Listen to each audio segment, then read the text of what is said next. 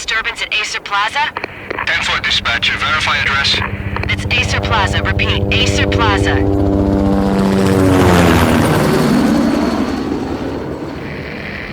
Shots fired on the rooftop. An assault in progress at Acer Plaza. Repeat, an assault in progress.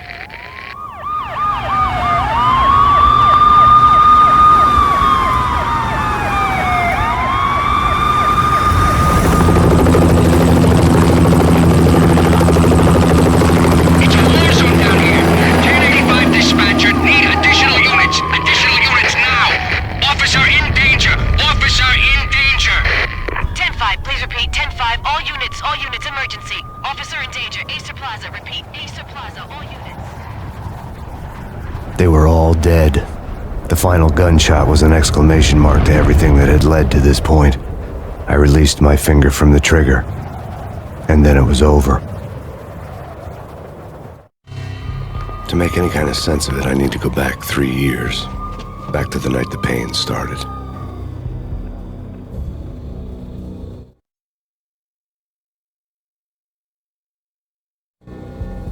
I was still on the force back then. NYPD, Manhattan, Midtown North Precinct, Hell's Kitchen.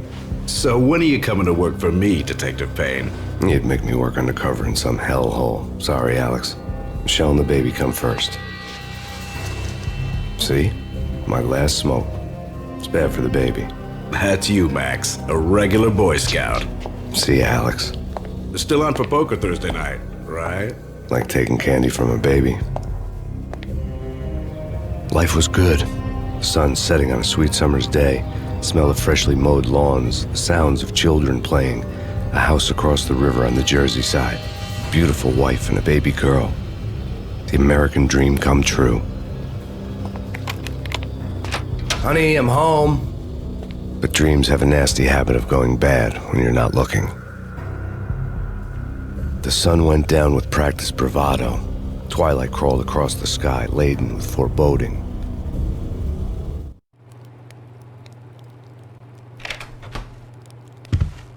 Michelle, honey, anybody home? I didn't like the way the show started. They'd give me the best seat in the house, front row center. What the hell?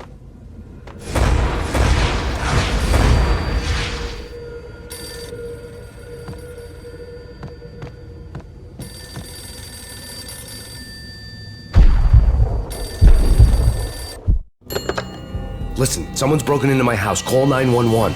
Is this the Payne residence? Yes, someone's broken into my house. They're still here. You have to... Good. I'm afraid I cannot help you. Who is this? Hello?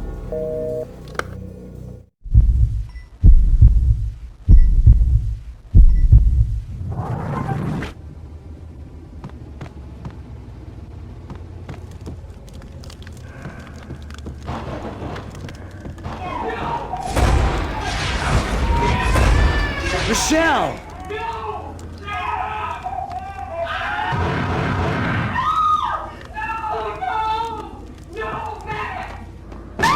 Michelle! Freeze! NYPD, drop it! Coming! You're gonna die!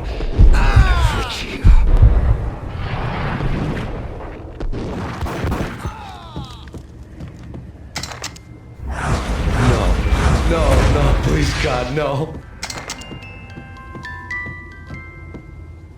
The flesh of fallen angels!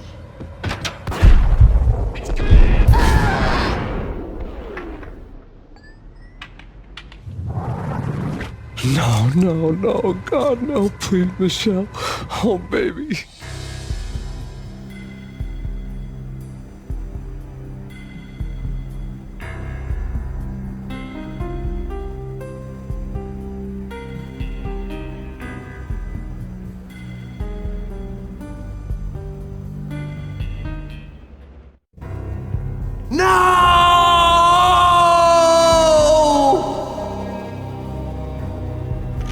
That was 3 years ago.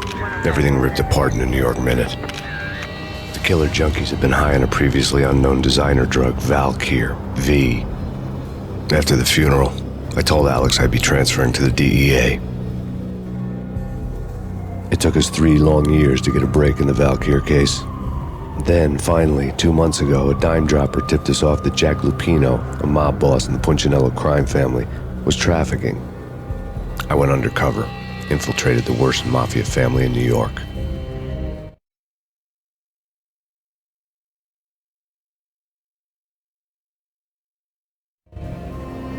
I came in from the cold and the dark. Outside the city was a cruel monster.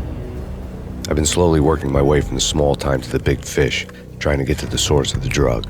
Alex and BB were my only contacts in the DEA, the only ones in this decrepit city who knew I was down here. BB here.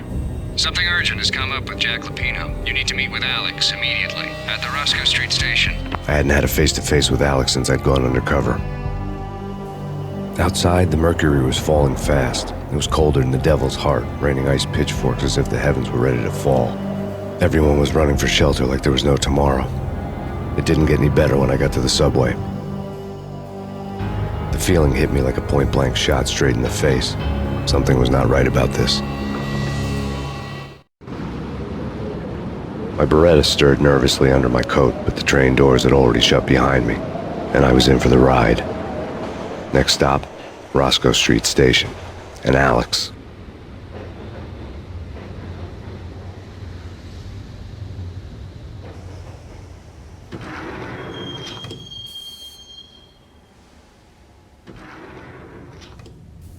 The station was drenched in gloom. Alex was a ghost, nowhere to be seen. I'd have to look for him.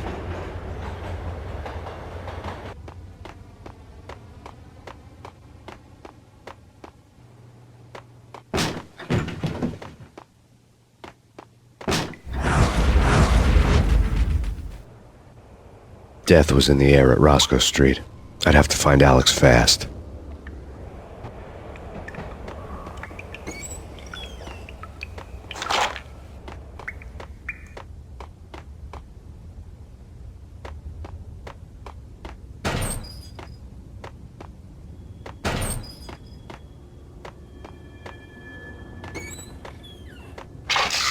The pills would hold the pain back for a while.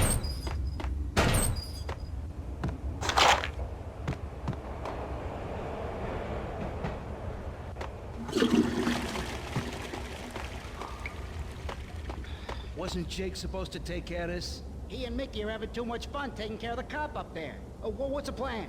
Simple. Gun down every mother-loving bastard that gets off the train. Sweet. What the hell?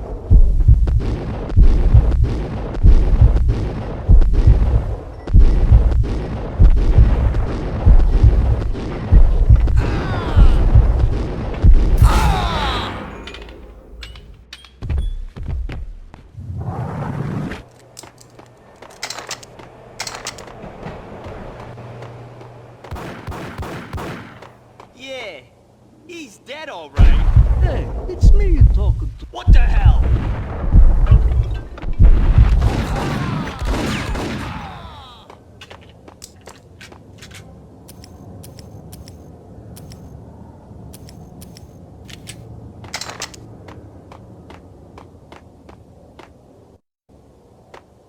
Yo, guys, hey, we're getting around. Hey, yeah.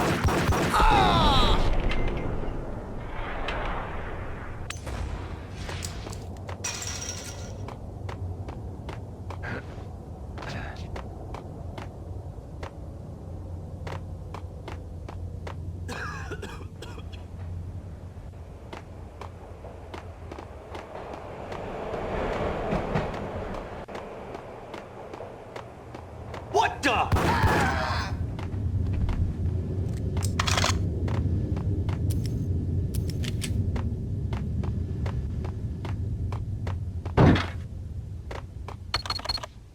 The security panel let out a mocking cackle. I'd need the right code. You're asking for it. Take it easy.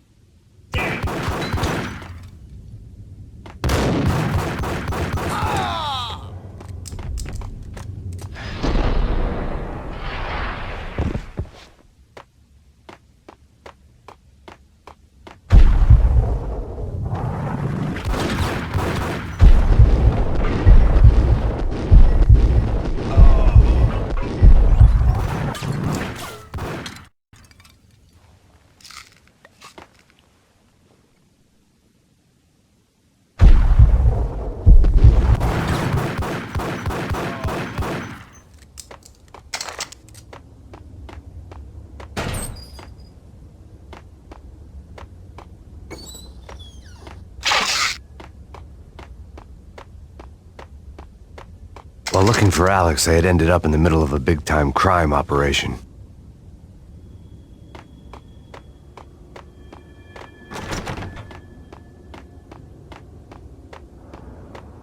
Hitting Roscoe Bank ain't exactly keeping low profile. The riskiest heist ever, huh?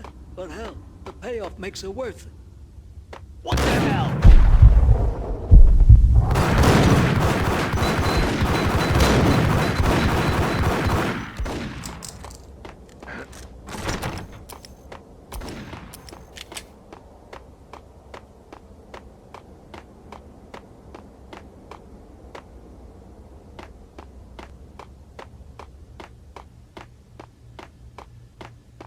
Kiss it goodbye.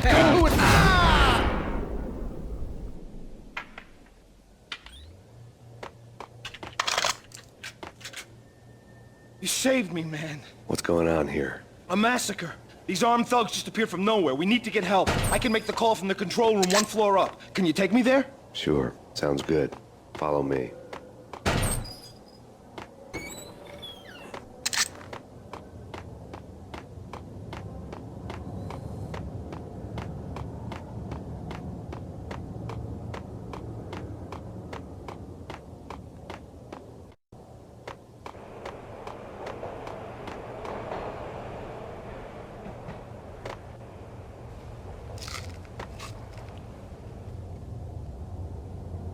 Home free. This way. Look out!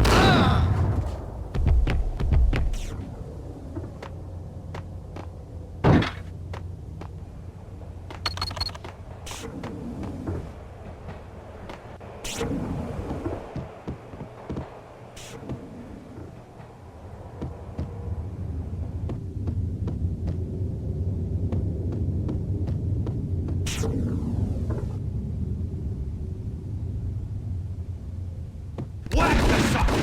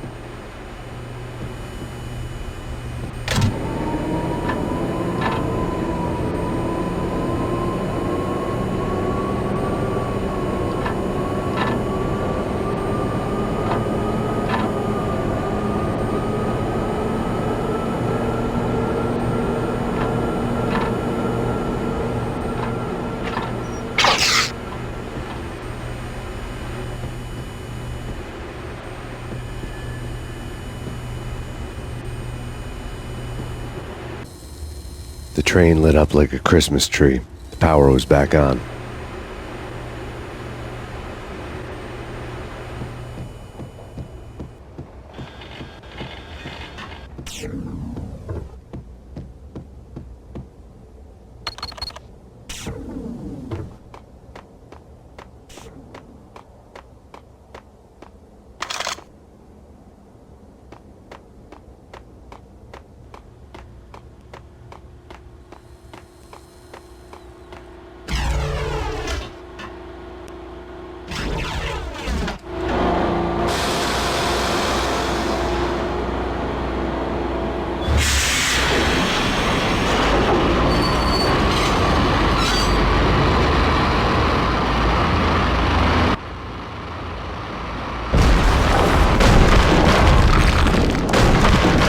So much for being subtle.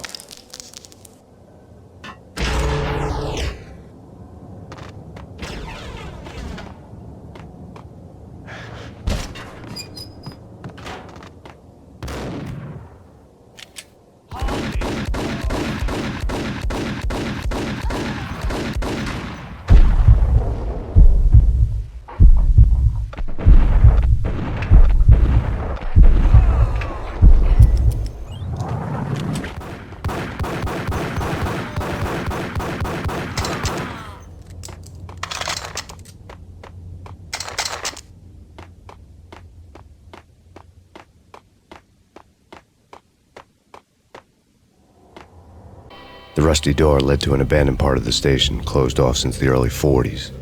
Something big was going down at Roscoe Street. Maybe that's why Alex had wanted to meet me here. Maybe not. One way or the other, I was gonna find out.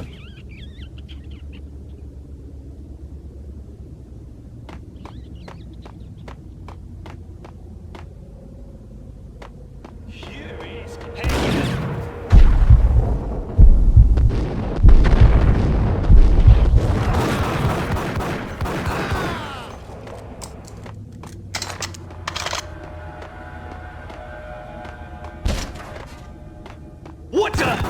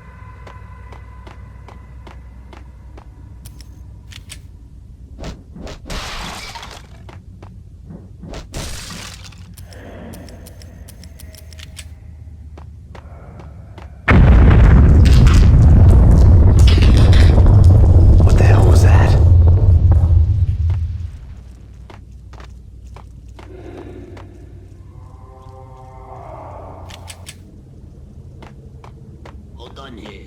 Give me the detonator. What are you talking about? The detonator. I thought you'd bring it. You were supposed to bring it.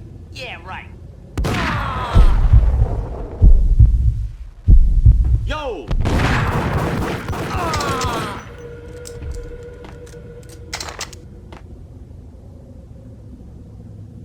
The door had been welded shut ages ago and the bomb was missing a detonator.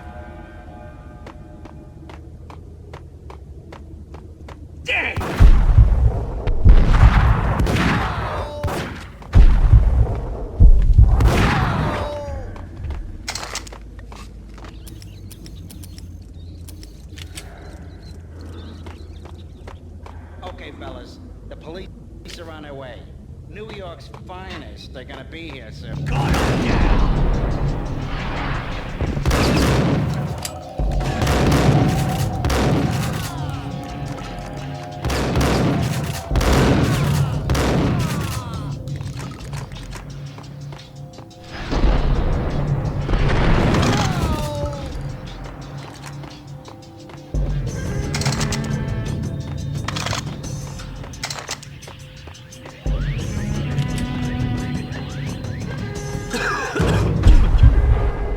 Hold it!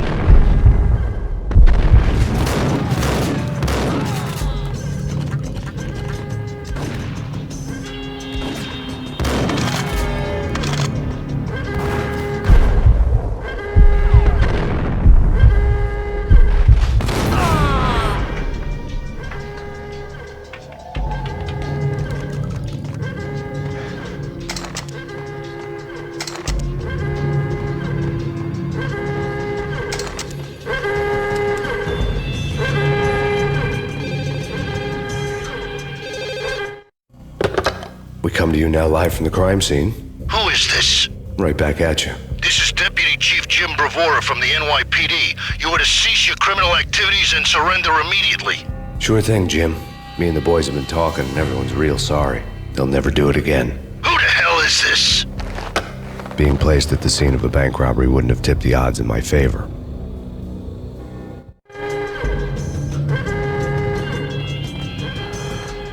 The bank robber's score lay on the table. The bank robbers have been after Acer Corporation bonds. The Acer success story had recently been on every channel and on the cover of every magazine.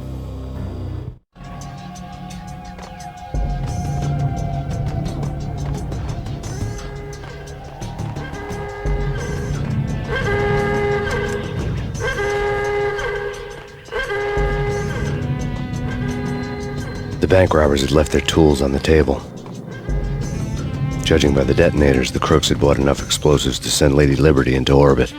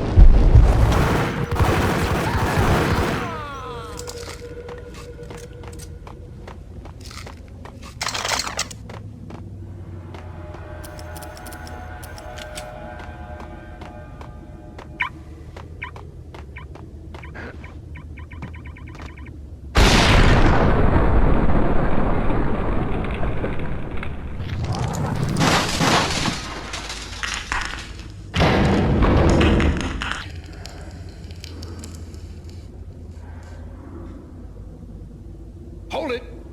Max, Jesus, you almost gave me a heart attack. I nearly shot you.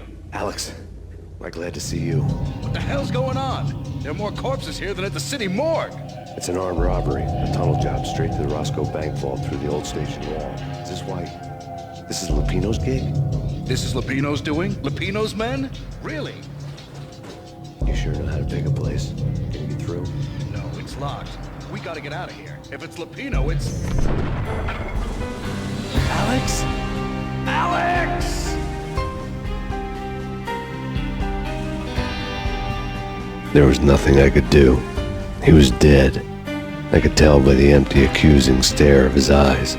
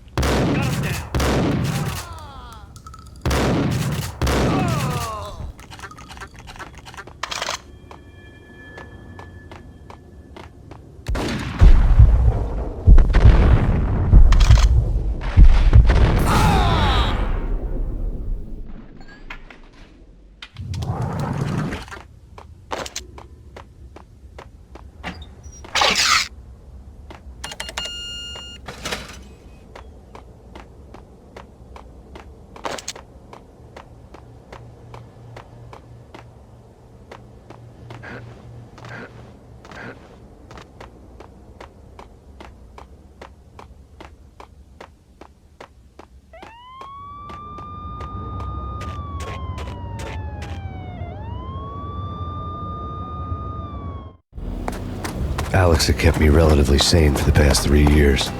Now I didn't know how I felt. Somehow he had stumbled upon something big and ended up stepping on Jack Lupino's toes.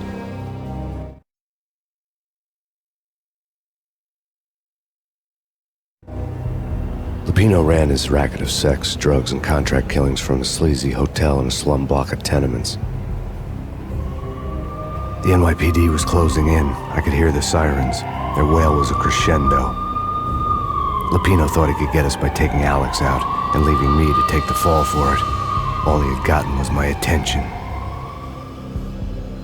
I went for the hotel first. It was a sad old thing with flickering lamps and faded colors, cheap mobster punks and tired-eyed prostitutes.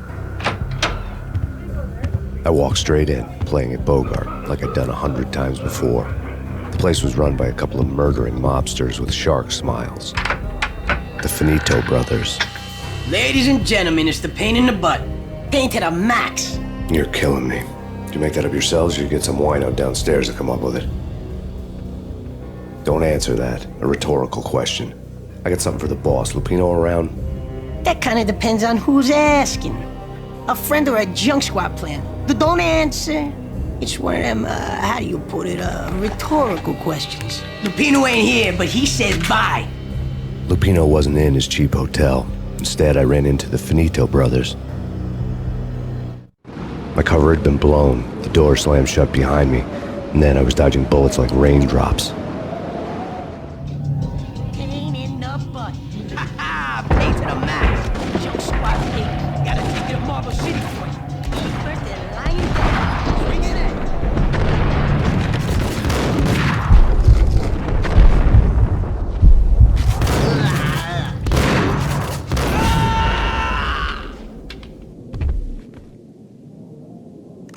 A letter on the desk caught my eye.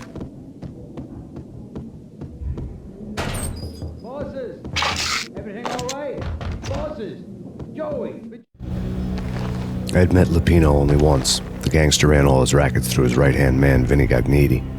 Gagniti was a high-strung whiner on the verge of breaking apart, like an overamped Energizer bunny. He had the brains to run the business, but he lacked the balls, always falling short, taking his frustration out on underage addicts and call girls. The V deal goes down at your hotel. Jack's exact words, quote, "Vinny, you're in charge of this one," unquote. Rico Muerte's coming to see it through. Anything goes wrong and everybody's gonna get dead. Goes double for you. Treat this guy real good. Anything he wants, you give him. Don't screw this up or you're finito, finitos.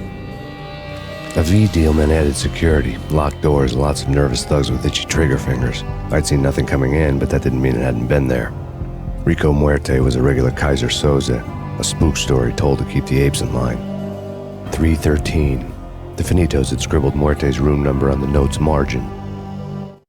Joey! Vigilio! You right in there? They're not answering. Call the others. Tell them to come quick. Okay, but we can't wait for them. We gotta go in now. Bosses! We're coming in! There he is!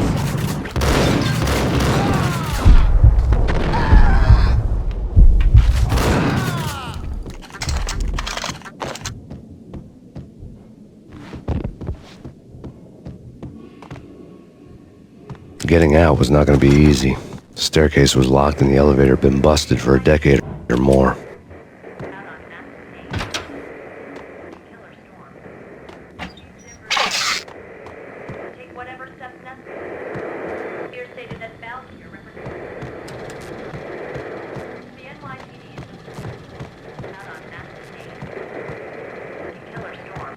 In his press conference today, the mayor stated that Valkyr represents a clear danger to New York and called for drastic actions to eliminate the problem. On today's top story, the Valkyr crisis worsens with the murder of DEA Special Agent Alex Balder. Special Agent Balder had been shot repeatedly from a point-blank range. The gunman has been identified as Max Payne. The noose is sure to tighten around this fugitive criminal as more NYPD units join the search to apprehend him. I had just gotten my 15 minutes of fame.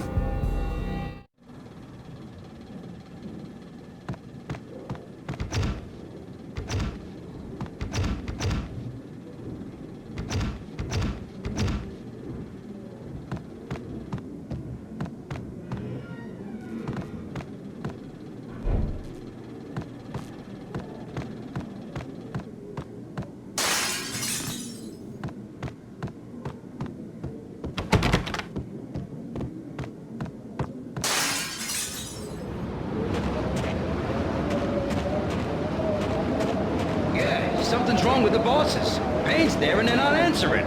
Let's go already. Payne's gonna pay in spades. Hold it!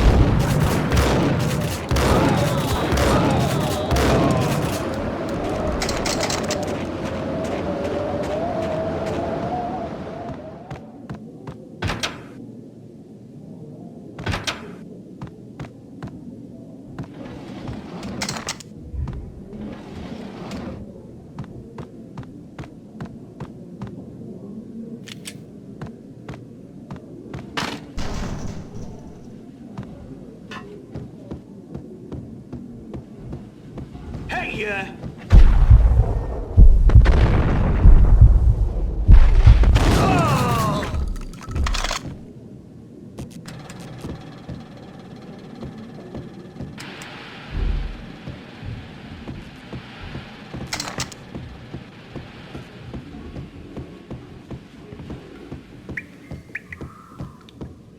Previously on Lords and Ladies. Lady Amelia, Marquis Valentine asks for an audience. Thank you, Lawrence. My lady. My lord? And now, an all-new episode of Lords and Ladies, brought to you in part by Acer Corporation.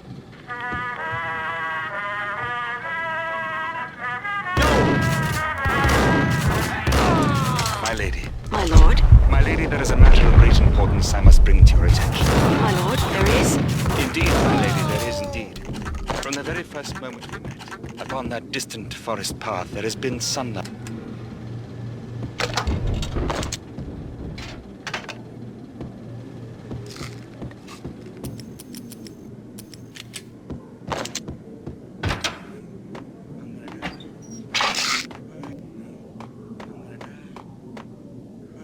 V-head junkies could go off without a warning. I had to be careful.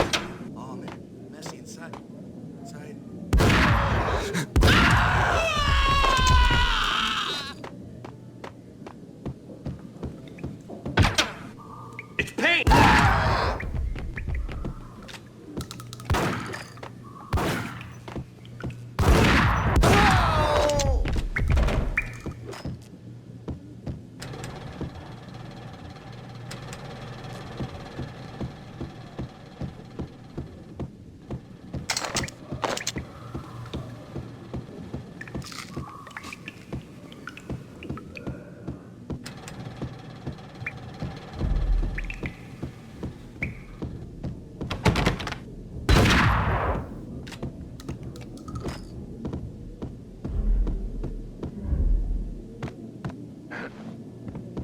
Piece of crap! Got him down!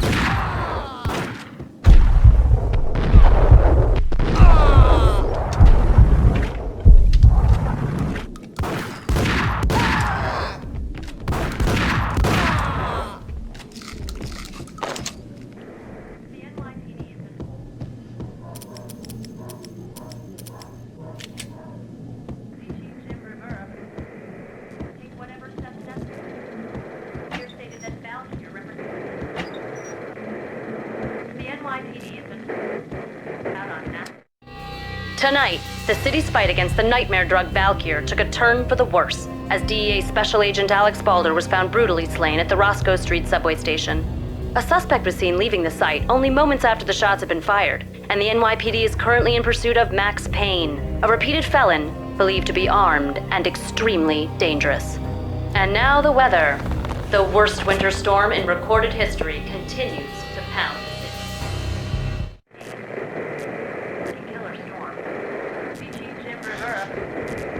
Take whatever steps necessary. Here stated that Valkyr represents. This party had been dead for a while. I couldn't say I was sorry I'd missed the show.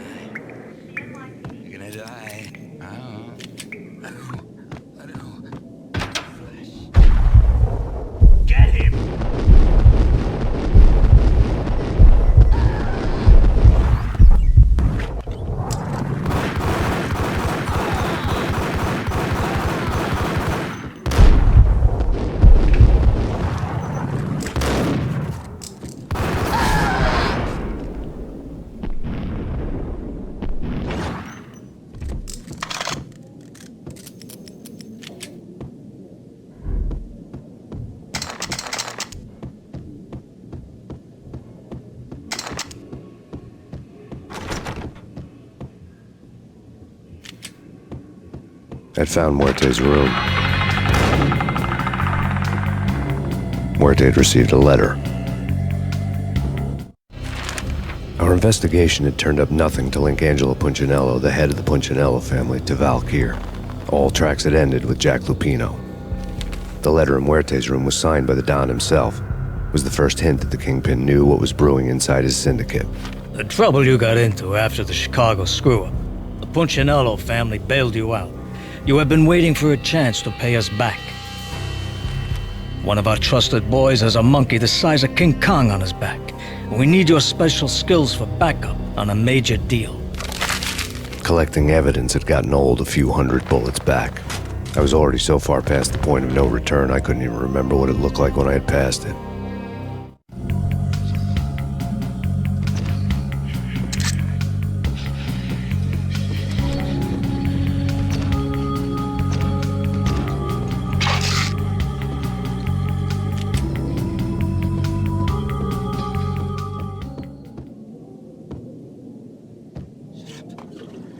Hey, yeah.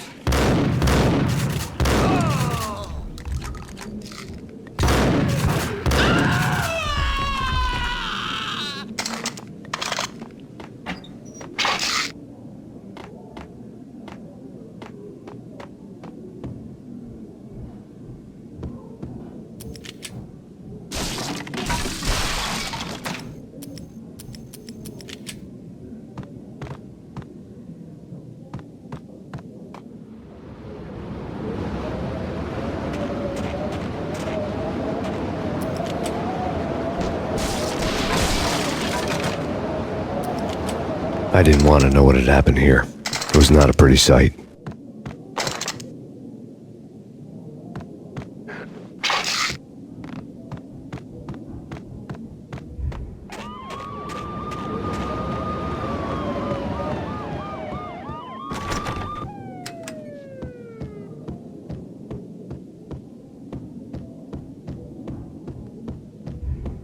That's big. Get him!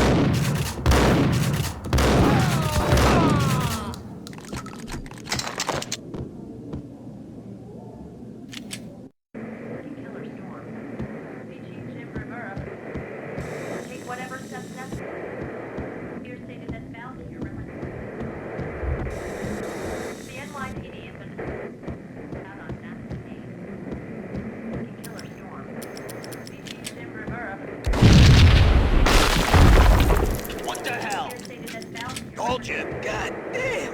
I thought it was a bomb for sure. Nah, the Russian wouldn't dare. This has been waiting to happen. I thought it was a bomb. Take whatever steps necessary. Here stated that Valkyr. What the?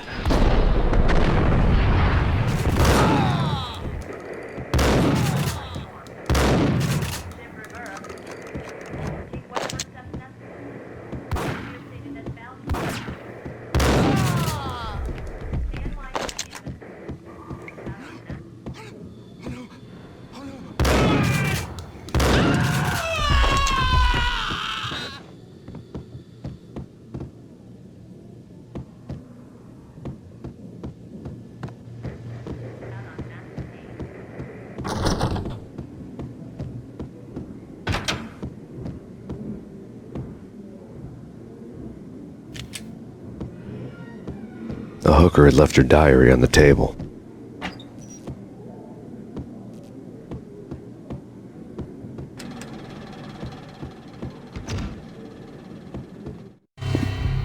The diary belonged to a hooker named Candy Dawn. The read would have made a vice cop blush. Had talks with the mystery hag over the phone again. Sent her the latest One-Eyed Alfred tape. As long as the hag keeps paying for the tapes, the old man could come every day for all I care. She had a nice sideline, making secret X-rated flicks of her clients and selling them to the highest bidder. It would get her killed if her V-fix for the day didn't do it first.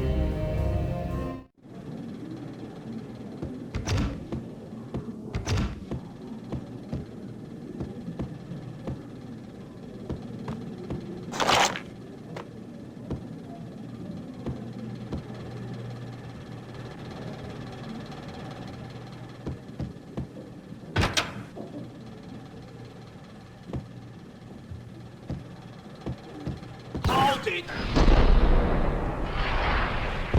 Tim, go get him. You go and get him.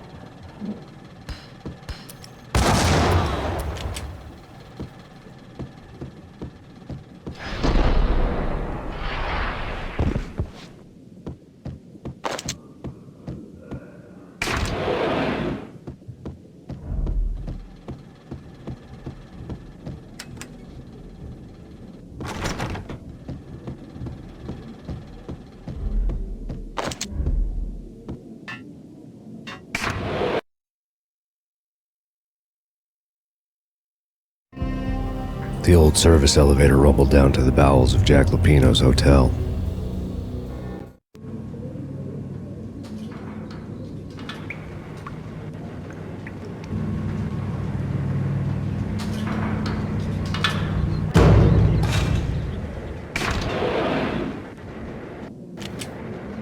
It was freaking crazy. The cops were doing a full-scale siege next door. Gun 'em down.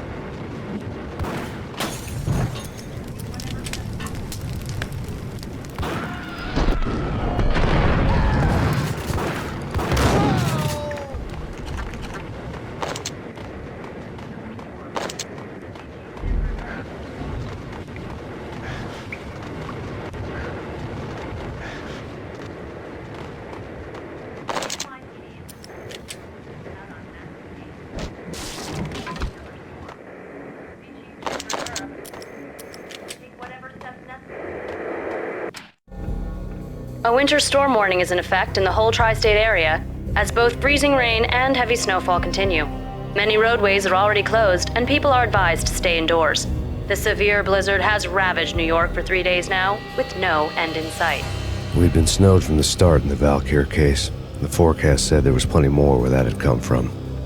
But the snowbound city was on my side. Less chance of innocent bystanders getting caught in the crossfire.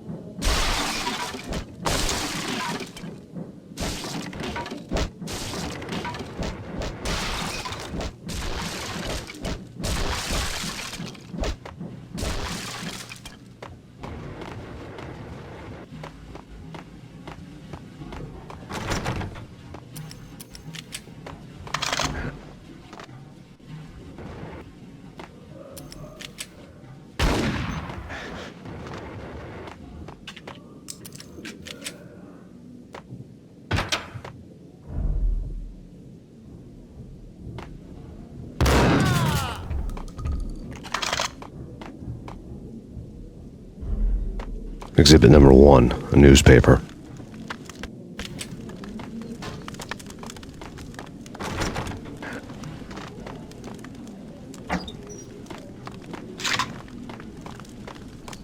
Take vampire. Why are they always set in L.A. or Mexico? They can't even get a ting. If I was a bloodsucker, I'd move to the North Pole. Winter's one long night. Whack the sucker!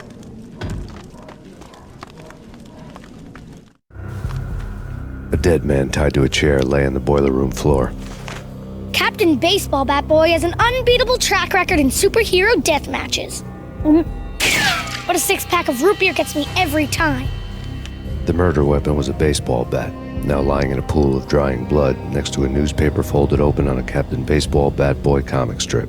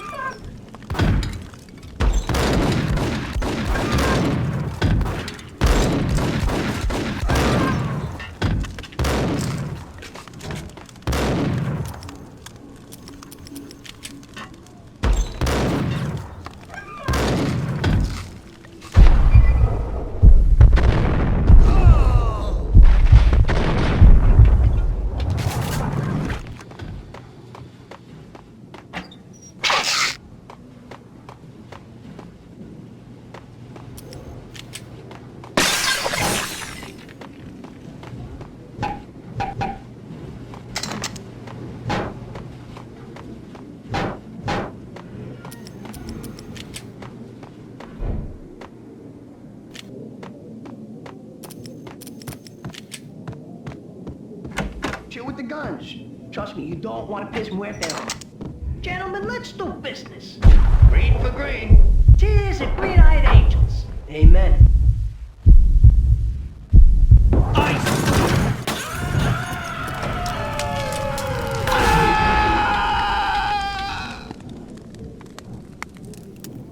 A lifetime ago, this would have gone down as a narcotics arrest. The transparent cylinders glowed green, full of Valkyr. It was dirty money.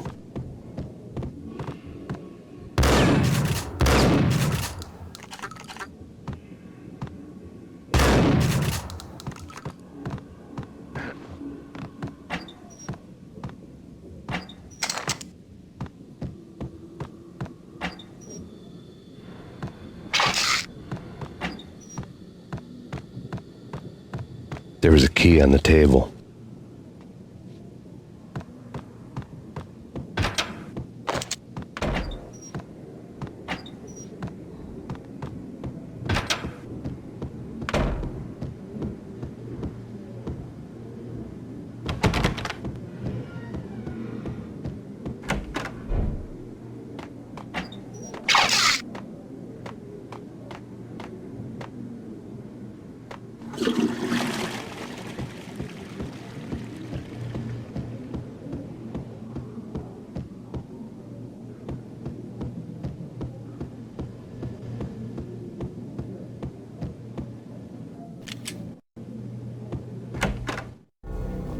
Two mad dog killers, ready to murder each other.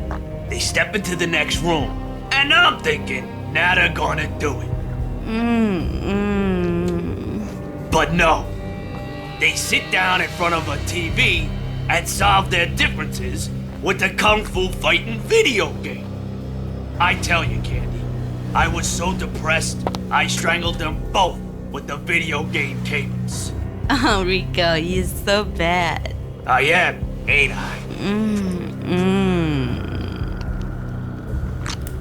Rico Muerte, big-time hustler. Who the hell? It's that cop. Muerte went for his gun.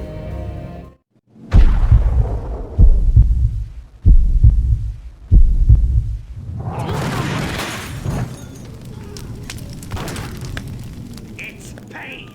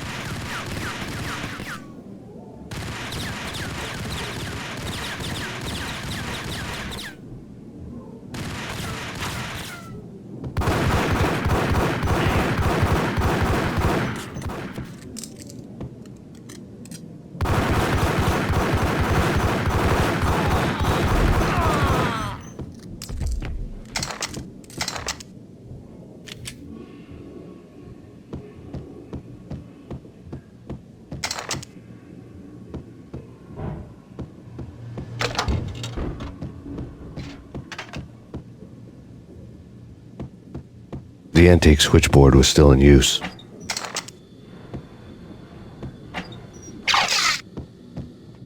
There was an old telephone switchboard in the back room of the reception area, the kind that made phone tapping child's play.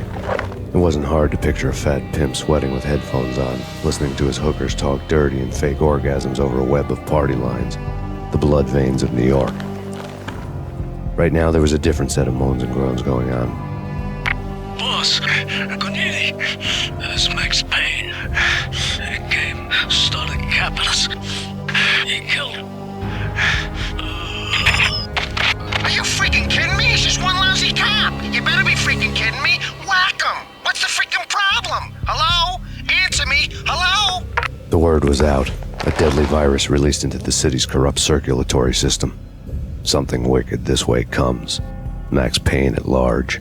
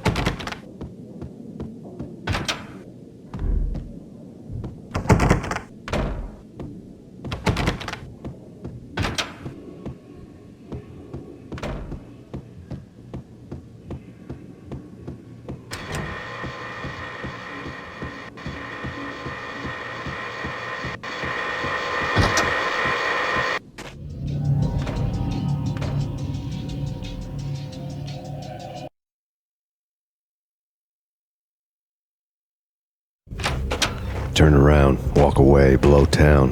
That would have been the smart thing to do. Guess I wasn't that smart. Lupino's tenement buildings were a seedy hangout for all kinds of sleaze. A liquor store, a pawn shop, a laundromat full of mobster bookies and loan sharks. The list went on. The how and why of it was a mystery to me, but they knew I was a cop. They knew I was coming, and they were going to get real trigger happy about it. I got to see Lupino's hangout all lit up. A bomb went off, turning snow into liquid gold. A pillar of fire lifted the remains of a car straight up into the air. The flames were highlighted on the hood of a black Mercedes-Benz as it coasted down the street real slow, as if the driver didn't have a worry in the world. I got a good look at the man riding shotgun. It was Vladimir, the head of the local Russian mob, the fly in Don Punchinello's soup. The ringing in my ears was the sound of a mob war being waged.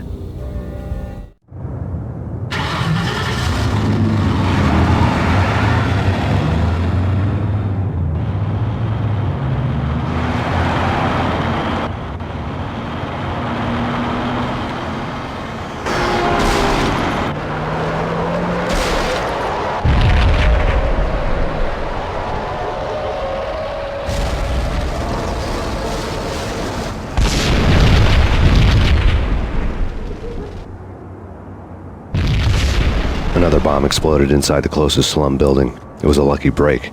The goons inside were spooked, but luck always came with a price tag. More bombs could still be ticking inside, and the cops would already be on their way.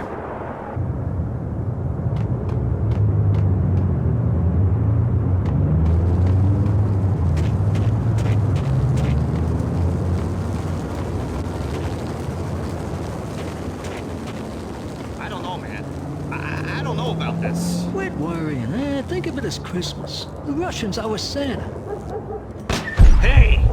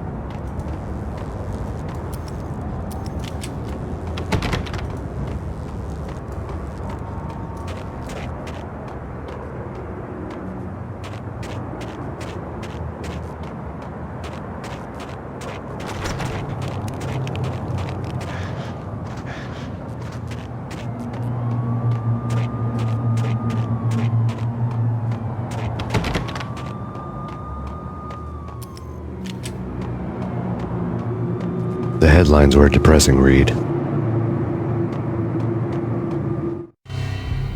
The headlines were screaming bloody murder. The storm was a screaming duet with the approaching prowl car sirens. It was all a scream when you were down for the count and wanted for murder.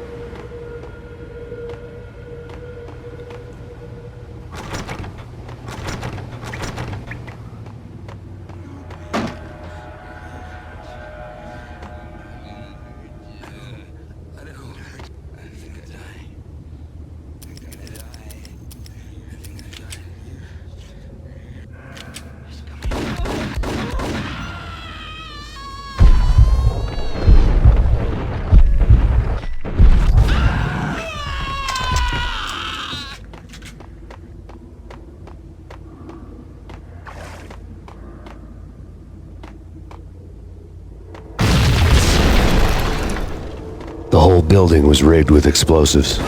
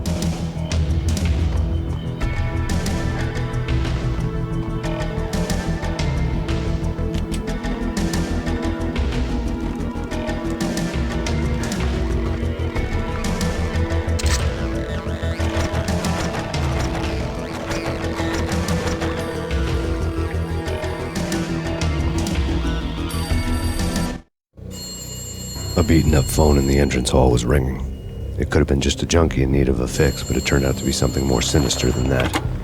Am I speaking to Mr. Payne? Who wants to know? My name is Alfred Wooden. You must hurry. The police are on their way.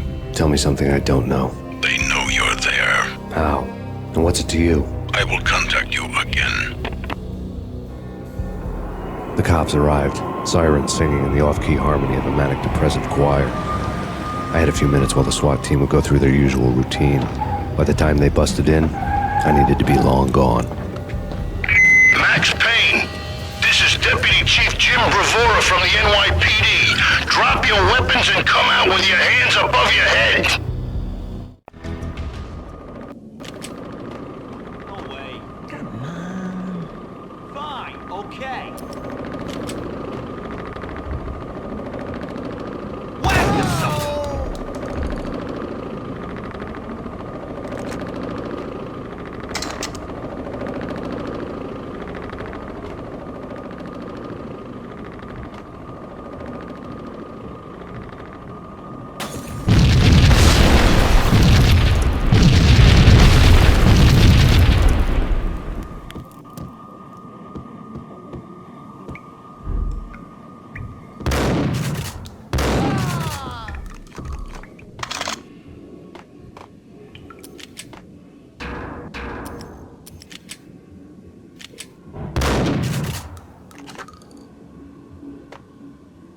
Someone had left a letter on the counter. There was a key on the shelf. Suddenly it all made sense. The bombs, the Russian mob boss making an appearance in person. Gognitti was his usual self, all talk and no walk. After our hit, the Russian has only a couple of guns left and they can be bought. There's no freaking way he has the guts to try anything after that. As it turned out, the Russian had plenty of guts. One thing you could count on, you push a man too far and sooner or later he'd start pushing back. NYPD! Max Payne, this is your final warning. Surrender or we'll be forced to take action. Don't make us come and get you.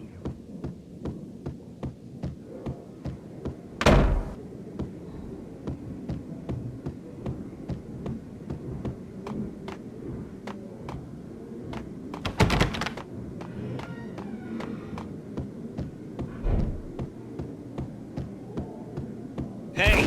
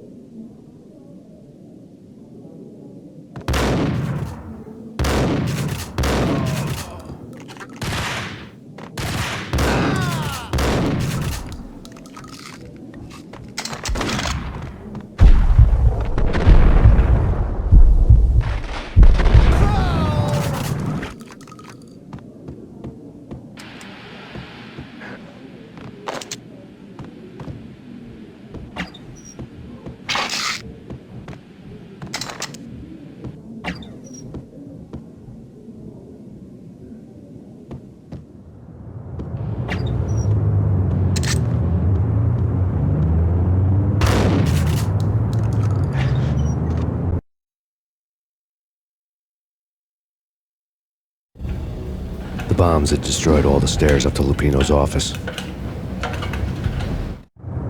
The alternate route led there by way of adjoining rooftops.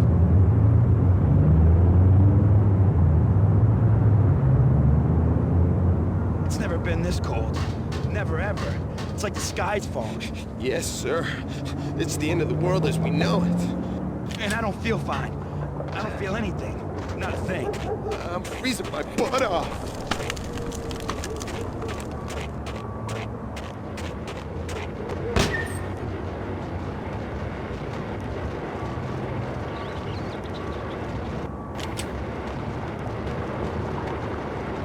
To get to the roof, I'd need to get to the elevator through the locked door up ahead.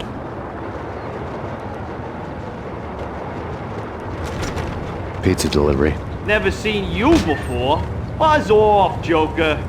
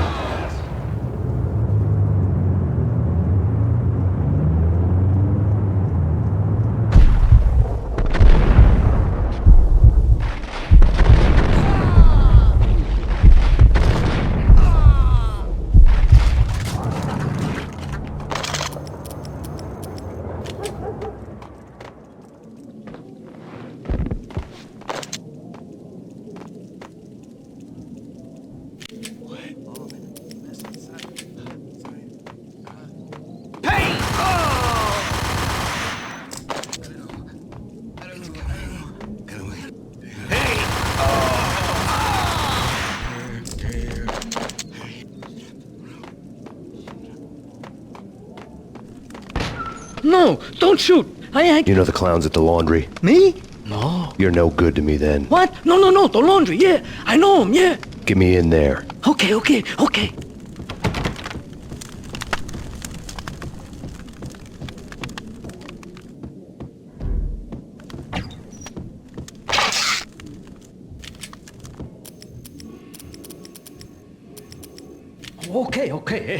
I'm with you. Just lead the way.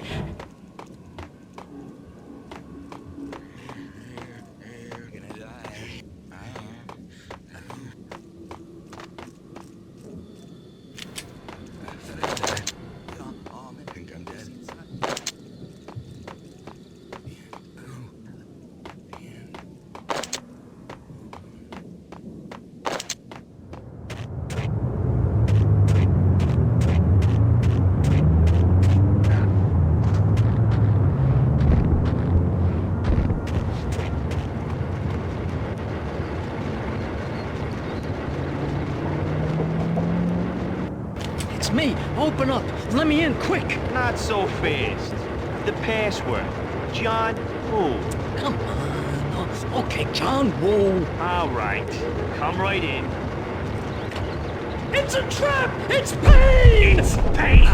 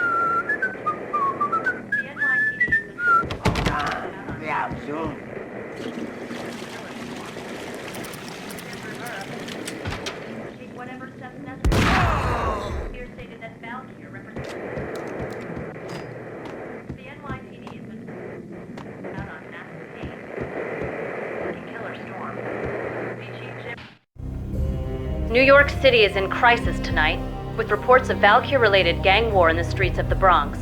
Apparently, Max Payne, wanted for questioning in connection with the slaying of a DEA special agent earlier tonight, is waging a one-man war against his former partners in crime.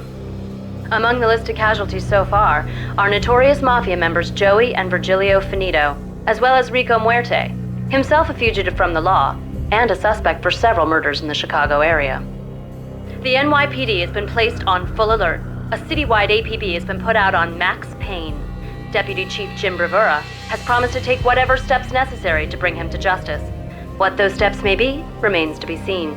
For NYCNN TV News, this is Kira Silver.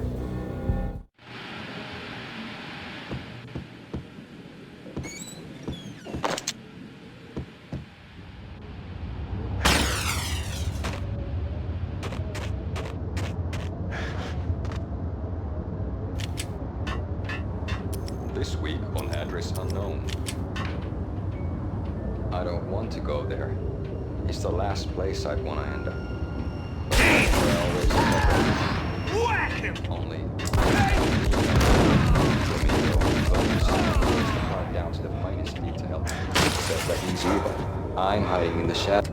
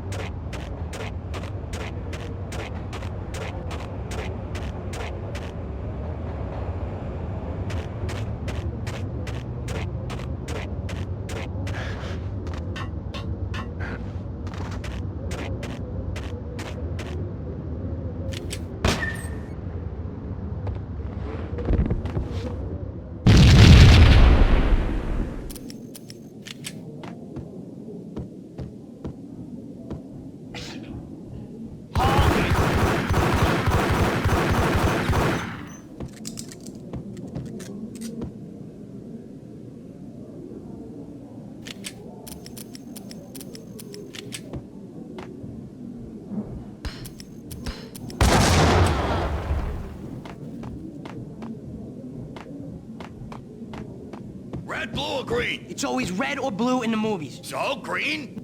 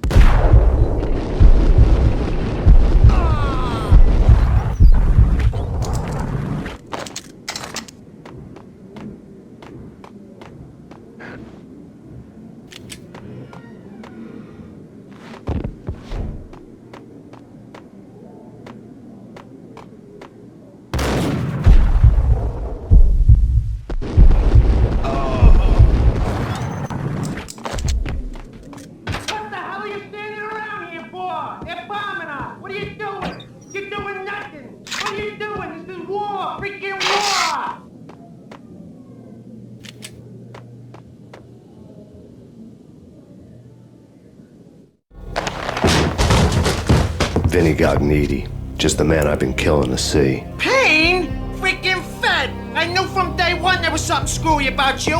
What do you think you're doing? You're a freaking cop. You ain't got squat on us. You can't just come in here waving your piece like it meant something. Yeah! Oh my God! Oh God, you shot me! Ah! You're dead, Payne! What the hell are you waiting for, you apes? Kill him! Kill him! With pleasure, boss. Gognitti bailed. I made like Chow Yun Fat.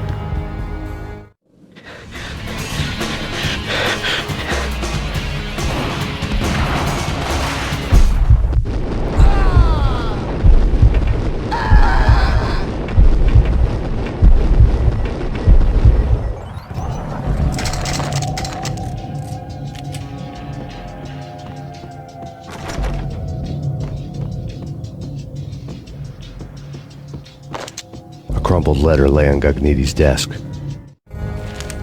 The letter was addressed to Don Punchinello, but Vinny had never had the nerve to finish it. Jack's gone voodoo. Just the other night, he shot Dino because he wanted to see what his brains looked like splattered on the wall. He's a freaking mad dog. We're running out of men and business fast. Gagniti had been living in mortal fear of his boss. Jack Lupino was a psycho.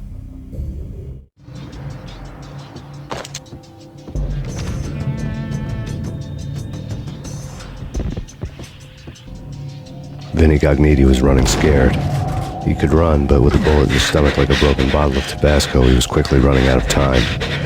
He knew where his boss was, and I wanted to square things up with Jack Lupino.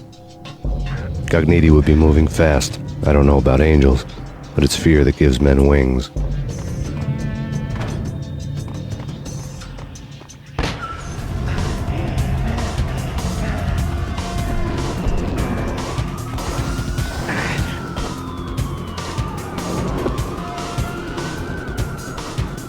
Gagniti hitched a ride.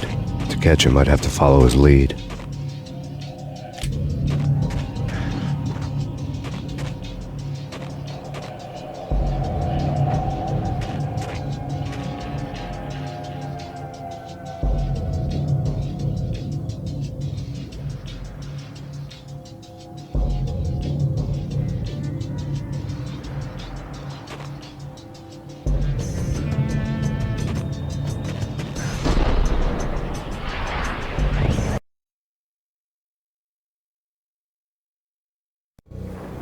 This was my second train ride of the night. The way it started didn't promise anything better than the last one. Freezing wind tearing at my face like sandpaper and razors, ice hard and slick under my hands and feet, and somewhere in the background the wail of sirens, the city howling after me. New York sped by in fast forward, dark rooftop water towers and a dead forest of antennas and chimneys, all a blur. When the train he was riding slowed down, Gagniti made his move.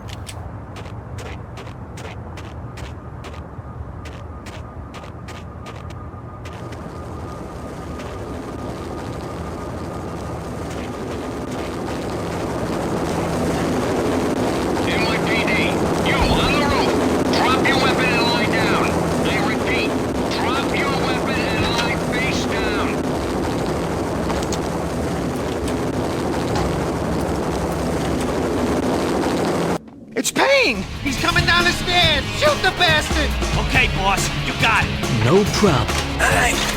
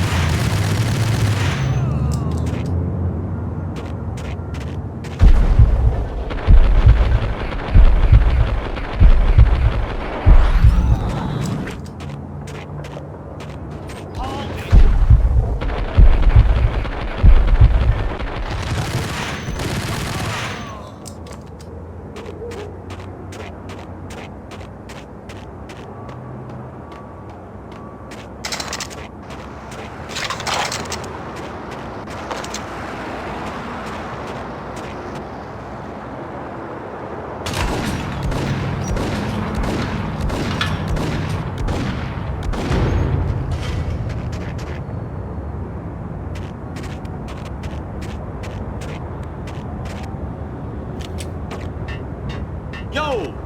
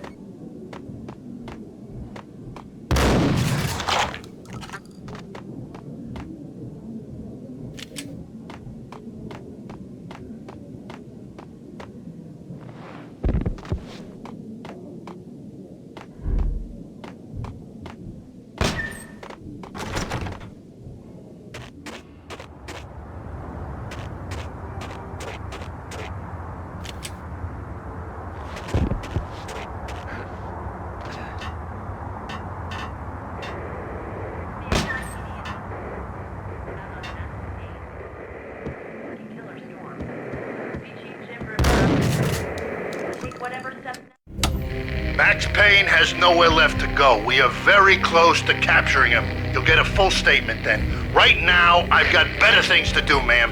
That was Deputy Chief Jim Rivera from the NYPD with no further comment at this time. Apart from his suspicious food habits, I figured Bravura to be one of the good guys. Fate had just dropped us on different sides in this. But when it came to capturing me, he was way out of his league. I had already ditched the cops a couple of rooftops back. For now.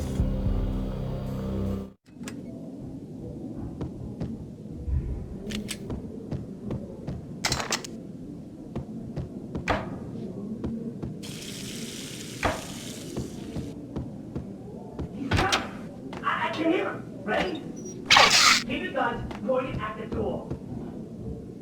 Okay, this is it. Any moment now, Payne's gonna bust through that door with murder inside.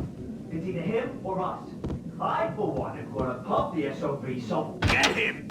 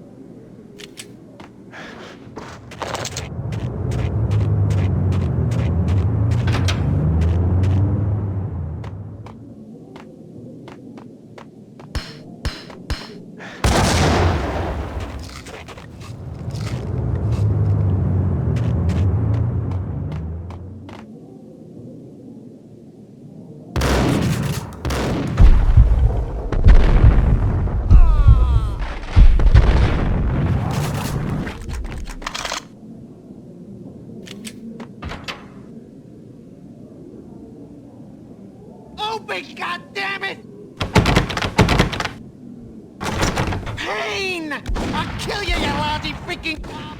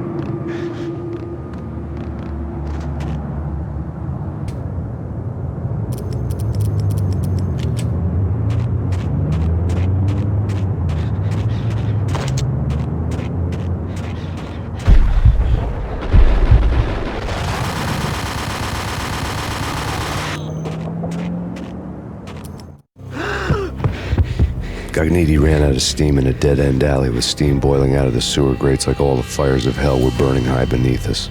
It was shakedown time. Where's Lupino? Screw you! Bad start, Vinny. Ah! Police brutality! I rate pretty high on that. You can't just hurt me in cold blood? Just keep telling yourself that. Listen good, Candyman. I'm not gonna be anybody's fall guy. I want to know where your boss is hiding. There was no glory in this. I hadn't asked for this crap. Trouble had come to me in big dark swarms. The good and the just were like gold dust in the city. I had no illusions. I was not one of them. I was no hero. Just me and the gun and the crook. My options had decreased to a singular course. I'll tell you, just don't hurt me no more. Lupino's at Ragnarok, the nightclub. Book me, take me in the whole minute to freaking jail, just don't hurt me. Your rights will be read at your funeral.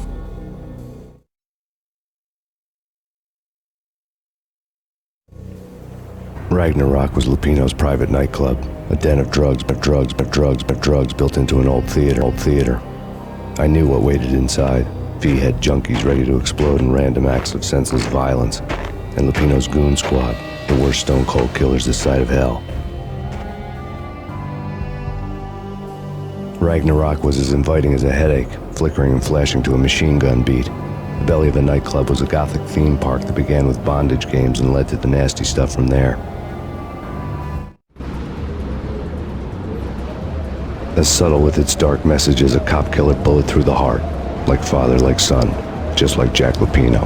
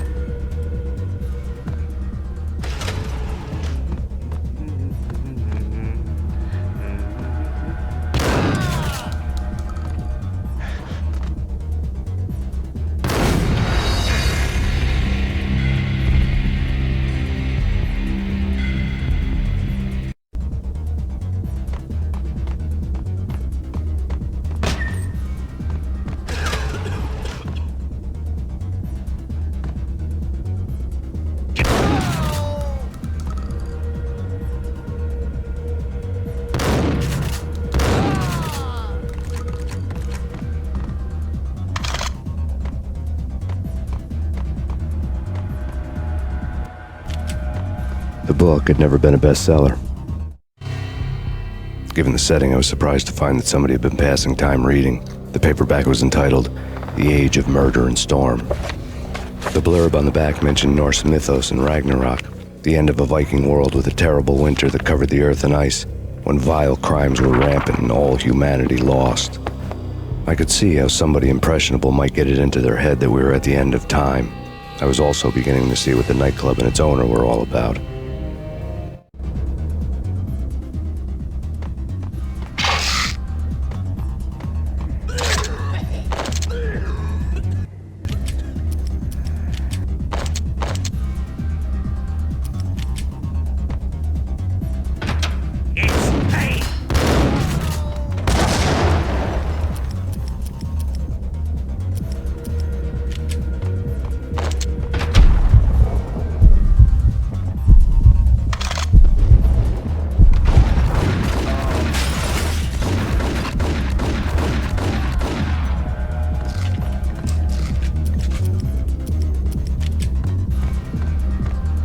What the?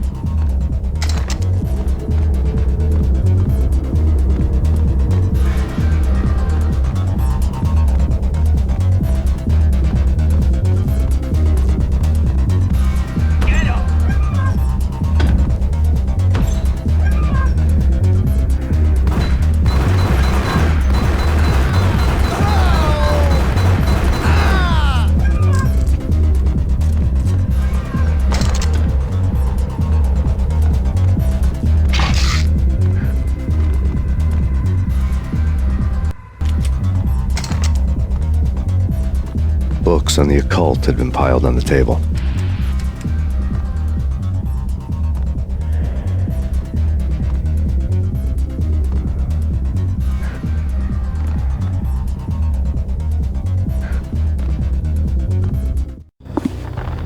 room was stacked with light reading, such as Necronomicon, Witchcraft, and Paradise Lost. Old exotic titles like Malleus Maleficarum and De Umbrarum Reini Novum Portis. Books with pentagrams on their covers, all dealing with the occult and the infernal, lying between stacks of horror videos and a couple of Ouija boards. The only thing I could take seriously was the thought of Lupino taking it seriously. He had been spending a lot of time getting intimate with the guy downstairs.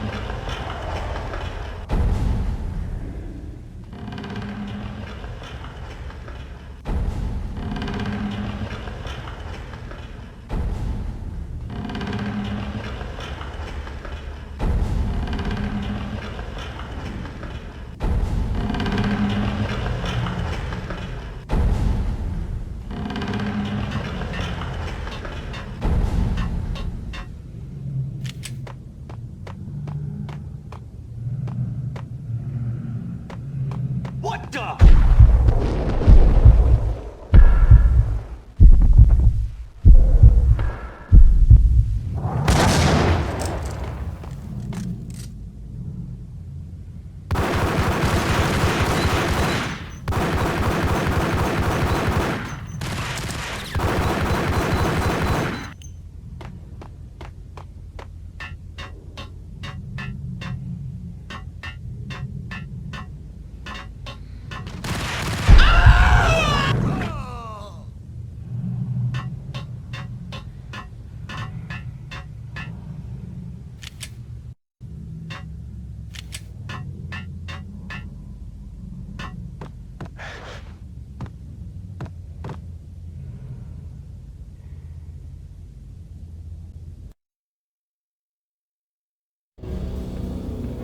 The backstage area led to Lupino's inner sanctum.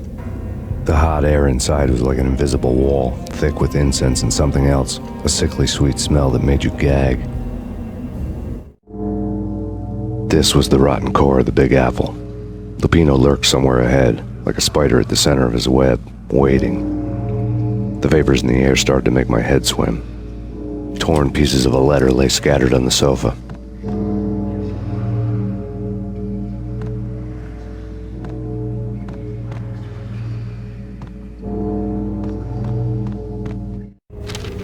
Punchinello had threatened Lupino in writing.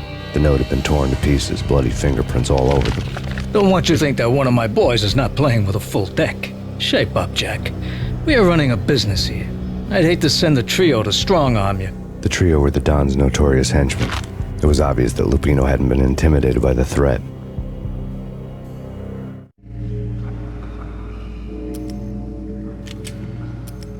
Lupino's notes covered the table. Jack Lupino was crazy, all right. The table was scattered with notes of demented arcane nonsense written in rusty blood, a mishmash list of demons, devils, and dark gods evoked. Beelzebub, Asmodeus, Baphomet, Lucifer, Loki, Cthulhu, Lilith, Hela, blood given to you all. He was after that old Faustian deal, your soul for power and fortune. Just sign on the dotted line with your blood. Lupino's notebook lay on the pedestal. Jack Lupino was crazy, all right. Mythic wolves, let loose to devour the sun and the moon. Lupino is the wolf. I'm Mr. Beast, the big bad Fenris wolf. I'm the end of the world man, wearing the flesh of fallen angels. After Y2K, the end of the world had become a cliche. But who was I to talk? A brooding underdog avenger alone against an empire of evil, out to right a grave injustice. Everything was subjective. There were only personal apocalypses. Nothing is a cliche when it's happening to you.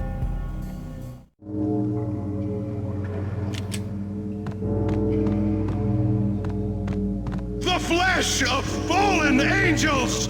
Come to me all! Astaroth, Beelzebub, Asmodeus, Baphomet, Lucifer, Loki, Satan, Cthulhu, Lilith, Hela! Blood to you all! Secrets living under the skin of reality. I've seen it. The corruption of flesh.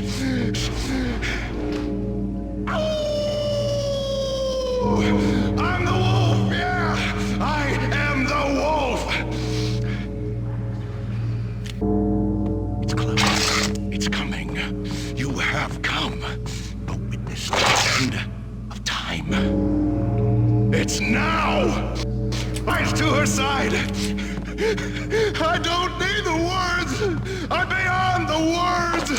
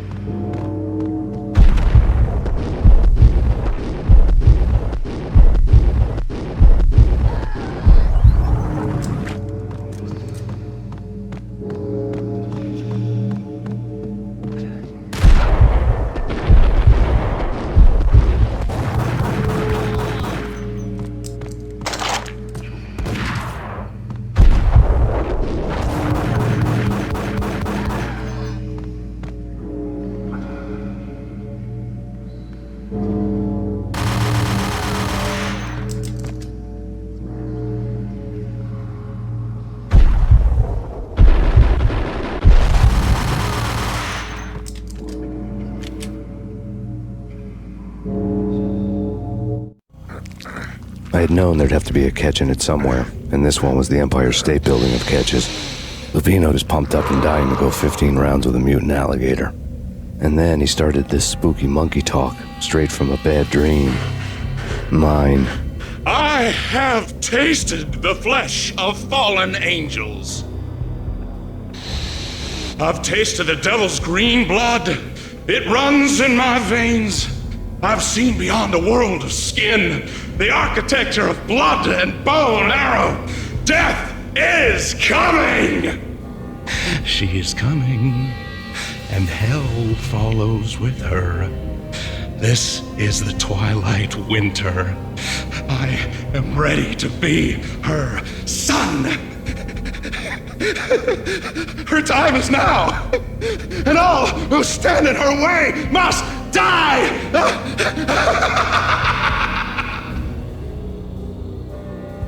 Die! You'll die! You'll die! Now!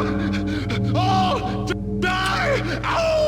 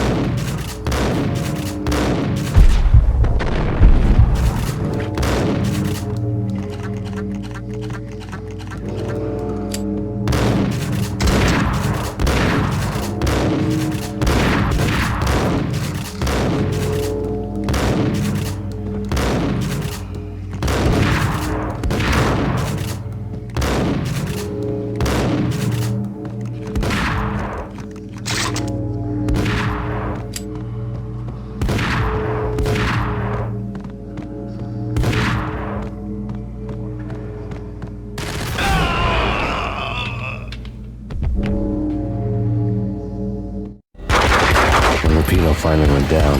I wanted to make real sure he'd stay that way. V was a bad monster. Turned them into friggin' zombie demons from outer space. I think he's dead already. Huh? And that's when it happened. But dead or not, you've got the wrong guy. In stepped this knockout femme fatale holding a gun to my face. I returned the favor.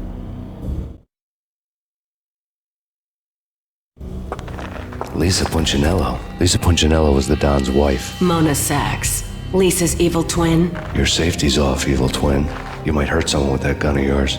Lisa's the damsel in distress. I'm the professional. I'd blow you away without batting an eye. Sure, and you can check out my credentials splattered all over this joint. Jack couldn't have framed you. Not the state he was in. We're after the same slime bag. Angelo Punchinello's the one who murdered your friend and framed you with it. You know this for a fact? I've got my sources. I don't have a clue these days. I just shoot them as they come.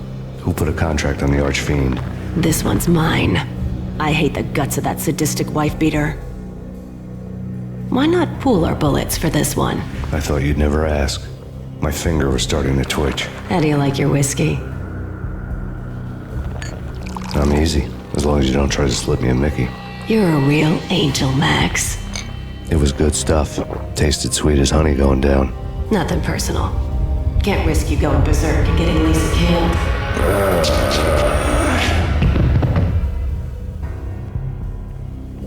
The nightmare was always the same. Violent shapes moving in darkness, old and ugly. The killer's mad laughter was a riddle filled with wicked innuendo.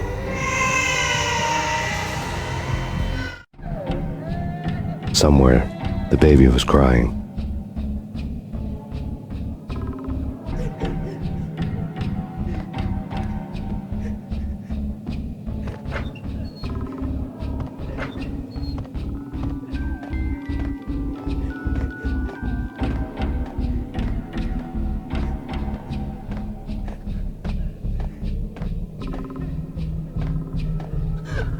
Max, no, please, Max. Why? I didn't mean to. I'm sorry.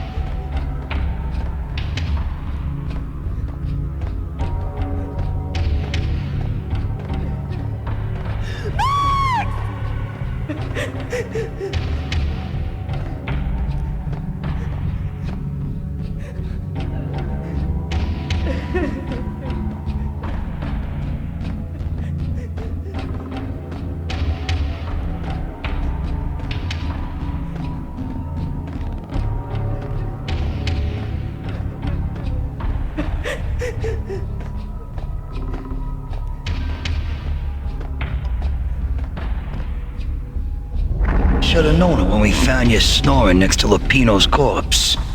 A comedian, huh?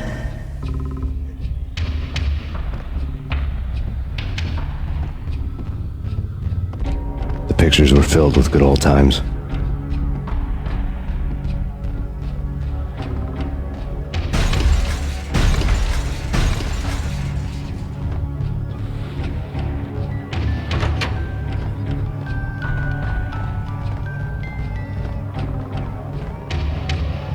I really love the watch cartoons. Captain Baseball Bat Boy's my favorite.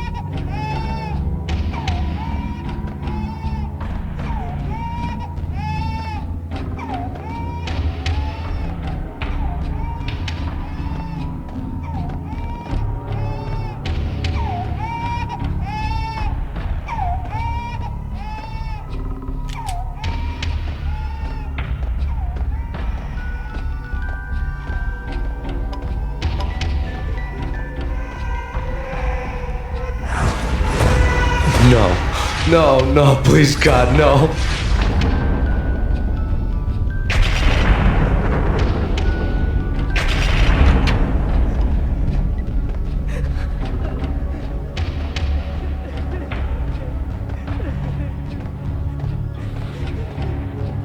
Slice 'em, dice 'em, shoot 'em full of holes, blow 'em to bits, vaporize 'em, disintegrate 'em. No matter what you do, they'll still be back, good as new. Michelle's diary lay on the table. Max, no, please, Max. Why? I didn't mean to. I'm sorry.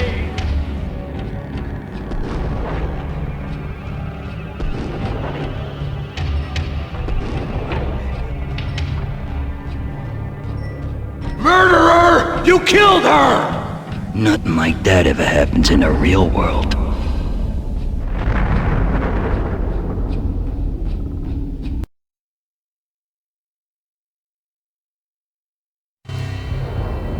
I woke up in a bad dream. My head felt 2 sizes too small for my brain. Max Payne. I envy your name. And the killer was smiling. Pleased to meet you. I'm Frankie the Bat Niagara. Niagara, as in you cry a lot? He had a baseball bat and I was tied to a chair. Pissing him off was the smart thing to do.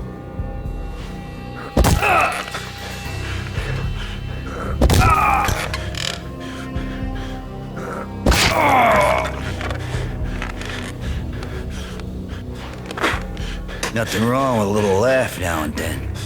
Take me, for example. I love to watch cartoons.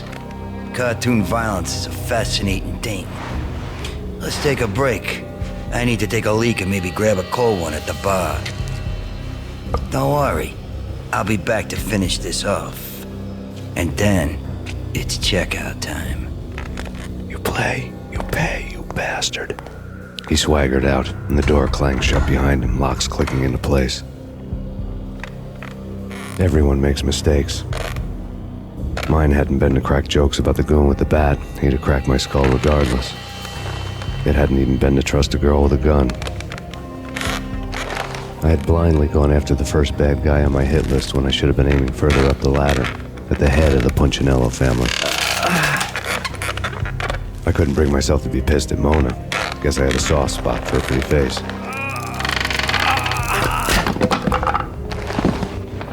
But when somebody decides to play baseball with your head, you tend to get sore. They had dragged me back to the basement of Lupino's hotel. I was beaten, bruised, and blue. I felt like the chair I had broken to get free.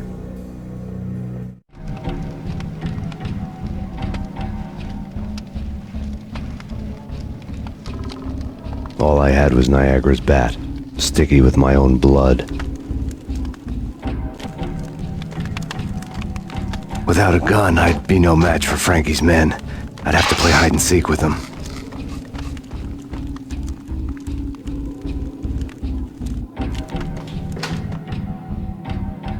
It's Frankie's turn. We'll take care of it. Yeah, I know. Just wouldn't mind having a go at him. It's Frankie's turn. Yeah, I know.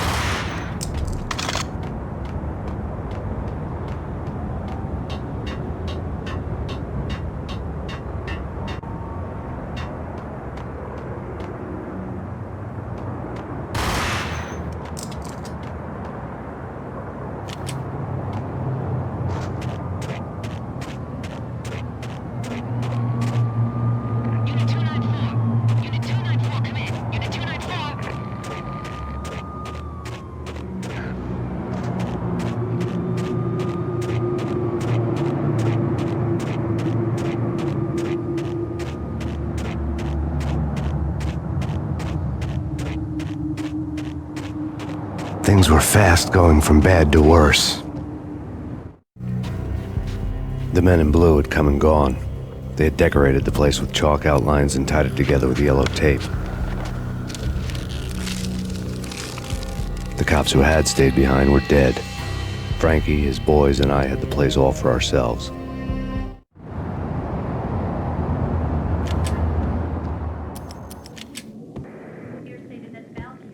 Just forget about it. Just forget about it. Hey, just forget about it. That crazy witch, you should have heard her. She was a real scream when the boys caught her trying to cap the Don. Oh, that's friggin' bad. To the trio?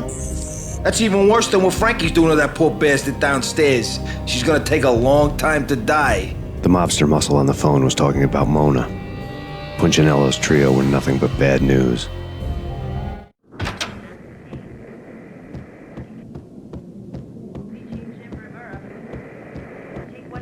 It's Payne!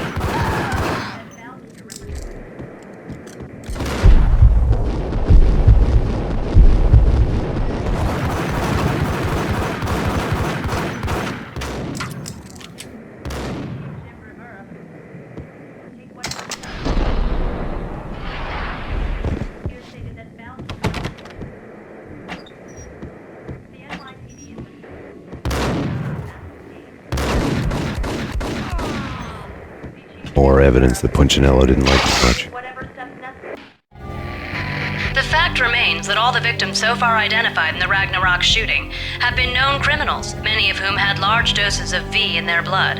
Reliable sources say that Max Payne was also among those killed, although no body has been recovered at this time. Reliable sources. That meant somebody thought the Mafia had me, didn't want the cops snooping around anymore. The body would be delivered to them barely recognizable. Case closed. Don Punchinello had the power to be that reliable source, which was no news, but his news was old news. Framing me hadn't been enough. Don Punchinello had put a hit on me. He wanted me dead, and it had been important enough for him to give written instructions to Frankie about it. Max Payne should die like a dog for the trouble he's caused. Frankie, I know I can trust you to give this matter the dedication it needs.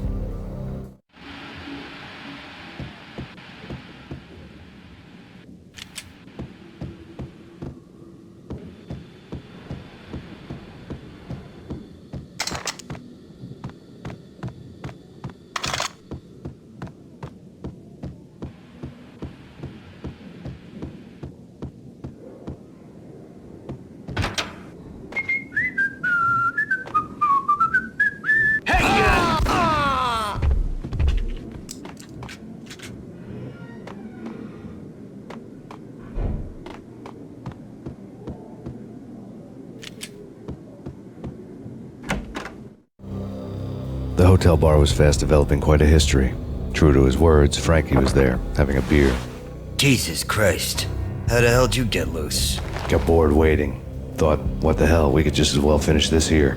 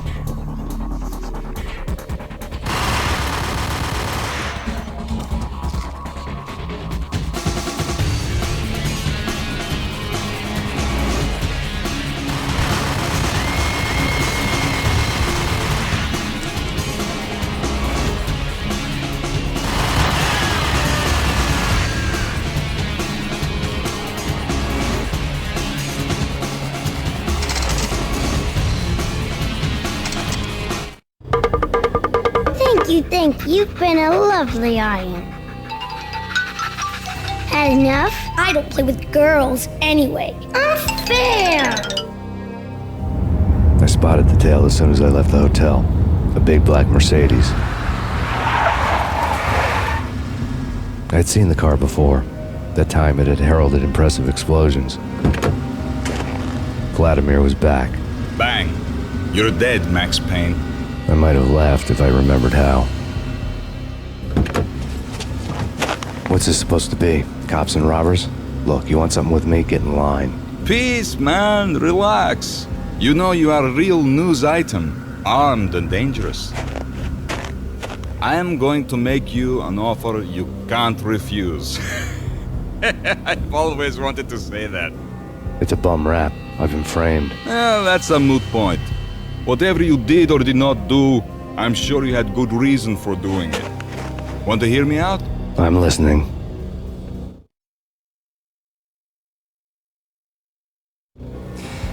Punchinello messing with V is bad for business all around. But that's not all. There is this guy, Boris Dime, used to pull jobs for me. He's the captain of the cargo ship Charon. Now the bastard turncoat has gone over to the other side, Punchinello's. The ship's loaded with high-res hardware, guns, my business. If Punchinello gets hold of that cargo, he's won and I have lost. And you'll have your work cut out for you. If you want to get to Punchinello, you will need heavy-duty persuaders. I am just the man to get them for you. Change the ship back under my flag, maybe pop 2 in the traitor Dime's head while you're at it. You'll get enough guns to start the apocalypse. You in or out? Let's get this show on the road. Vladimir was one of those old-time bad guys with honor and morals, which made him almost one of the good guys. None of us was a saint. The Brooklyn riverfront was a maze of rusty containers, sharp-boned cranes looming up from the snowstorm. On a night like this, you couldn't help but think of the dark army of dead men sleeping with the fishes, cement shoes in line. Cargo freighter. The skipper of the Chiron was waiting, like the ferryman of the river Styx. What the?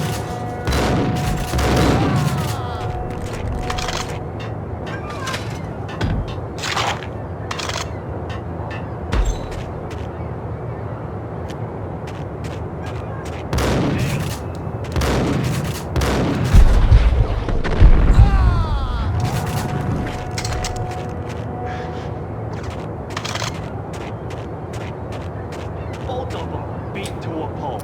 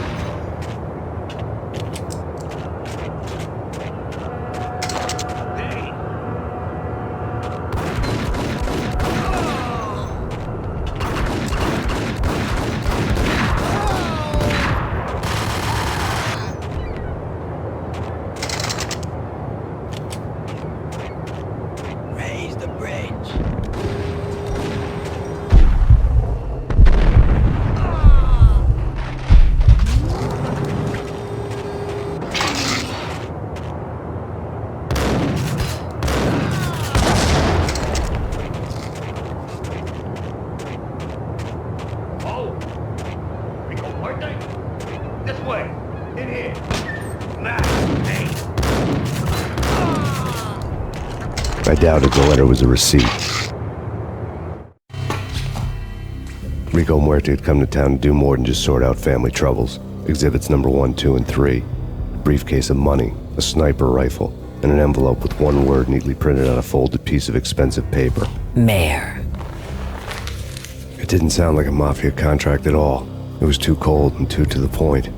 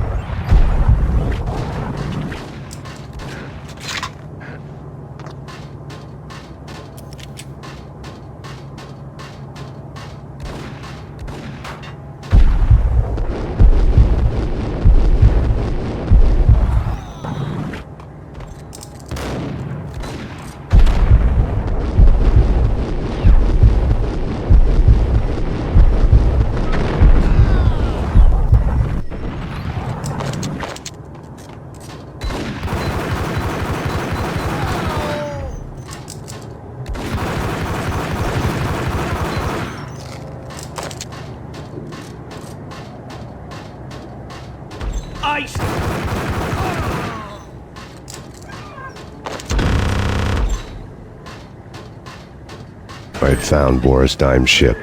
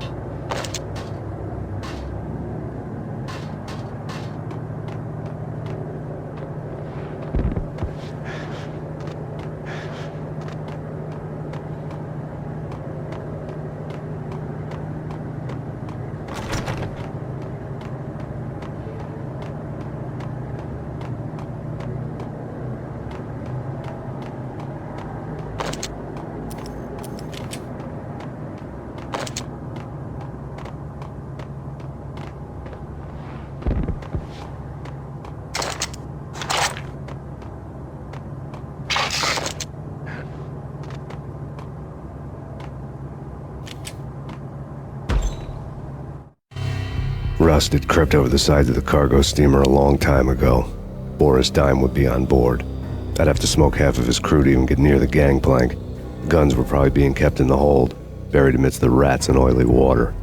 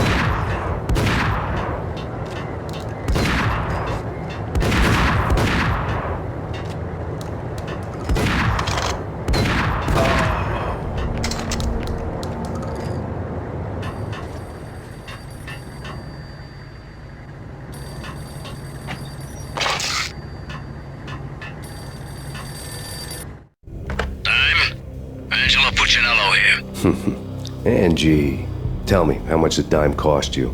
I bet it was more than his name. Max Payne. Right the first time. You're dead, punk. You sure you're not confusing me with Boris here? But you are right, of course. Pretty soon we should get together and have a talk. You son of a... Pissing Punchinello off was a dangerous game, but when people get mad, they make mistakes. I should know. That's where I wanted Punchinello, mad enough to trip over his own feet, preferably into a grave.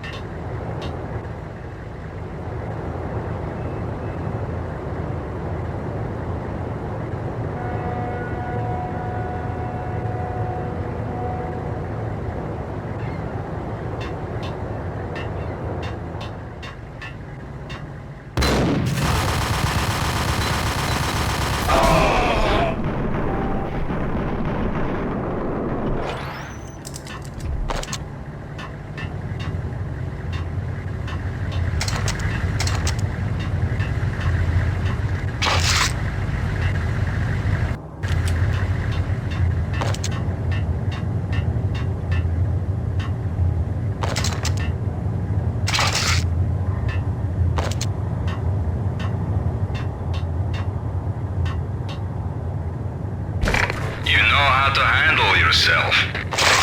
Anybody who says different is calling me a liar. Vladimir here. Collect all the guns and ammo you want.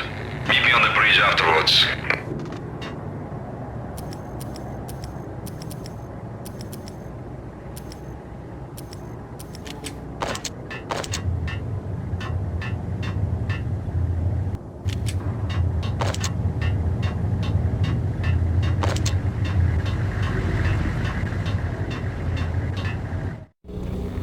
Did you get everything you need? Check. I owe you. Anything you need. This is my solo. When I'm through, Punchinello won't be anybody's problem anymore. Clear as vodka. But anytime you get between a rock and a hard place, just whistle.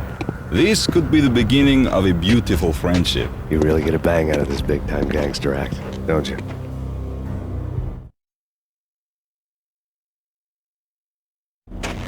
Even with all this firepower, I figured I couldn't get to Punchinello at his manor. I could only hope that he wouldn't pass a chance to hear me beg, to see he's won. This is Max Payne. I want to cut a deal. Payne, you're a dead man. That's what everybody keeps telling me. I got your ship and her cargo. I want to meet. No pain, no gain. Capiche? You know my restaurant? Yeah, I know it. 1-0. Punchinello's restaurant had seen better days. Snow was falling like ashes from post-apocalyptic skies, but that was outside. Things would soon get hot in the Don's restaurant. I knew it was a long shot, Angelo Punchinello actually showing up, but there was no crime in hoping.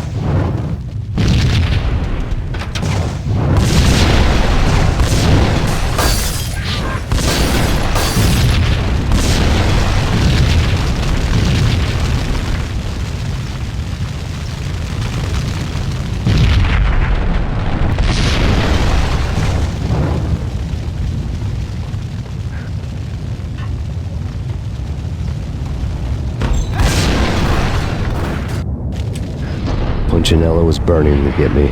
The feeling was mutual. He was trying to put out my flames with gasoline.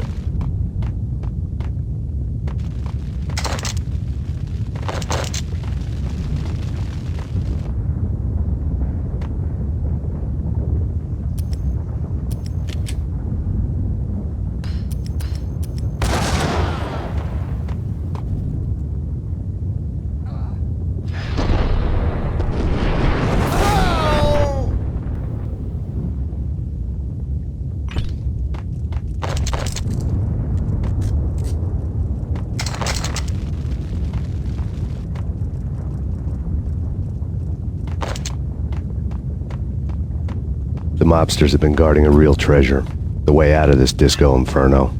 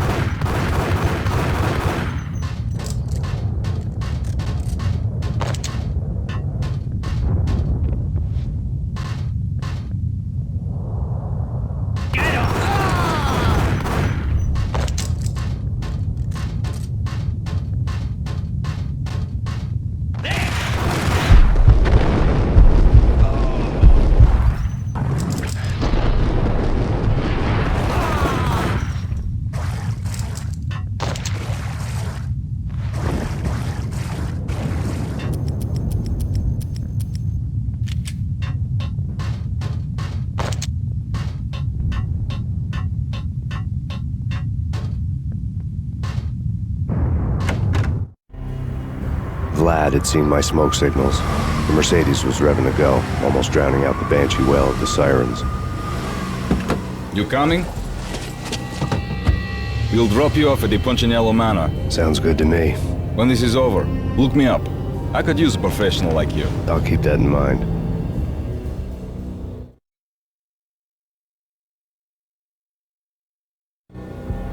The night groaned with cold. The garden lights flickered nervously. In their light, the falling snow was dead white before the darkness ate it up. I had heard the stories. The trio were mad dogs. They'd have hung the heads of their enemies over the manor gates if the capo had only let them. Punchinello wanted Payne. He'd see the pain. The trick in my situation was that there was no trick, no matter what the movies tell you. No rules, no secret mantra, no roadmap. It wasn't about how smart or how good you were. It was chaos and luck, and anyone who thought different was a fool. All you could do was to hang on madly, as long and as hard as you could. Someone had graciously left the back door open for me and killed the guards. My money was on Mona. I knew the trio would be standing between me and Punchinello. I had read their rap sheets, thick as phone books. No one would be walking out of here alive. The numbing cold of the broken night had followed me in. Upstairs, the trio tangoed down the manor halls to the silent rhythm of their murderous hearts, the blood of their victims rust on their lips. Vince Mugnano, Pilot Providence, a.k.a. Big Brother, and Joe Deadpan Salem. The pistol was a frozen lump in my hand, piercing the skin, gnawing me to the bone.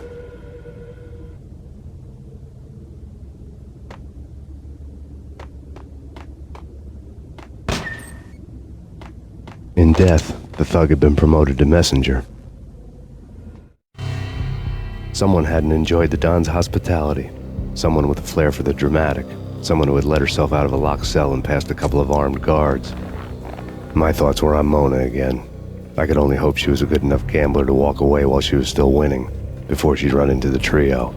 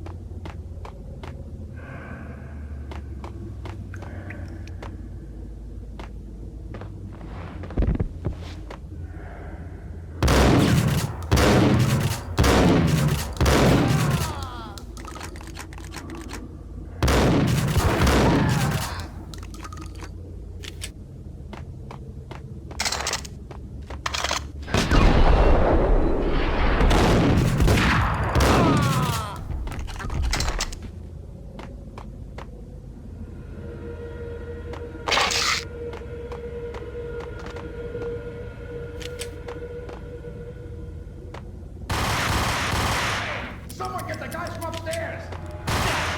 No one's going anyplace. Too late for that.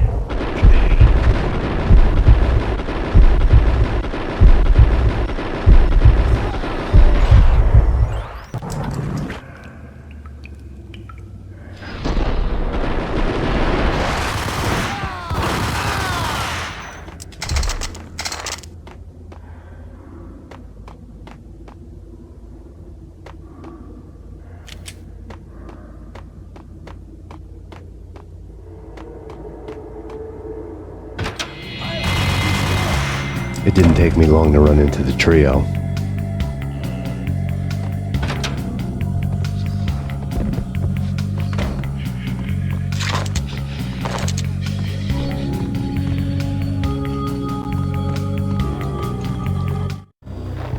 The word on Lisa Punchinello was that she was a bit of a witch. The tarot cards on the kitchen table fit the picture. They weren't my kind of cards, but I was willing to take a crack at the hand Mrs. Punchinello had dealt. The first card was the tower. Maybe that was supposed to be the manor.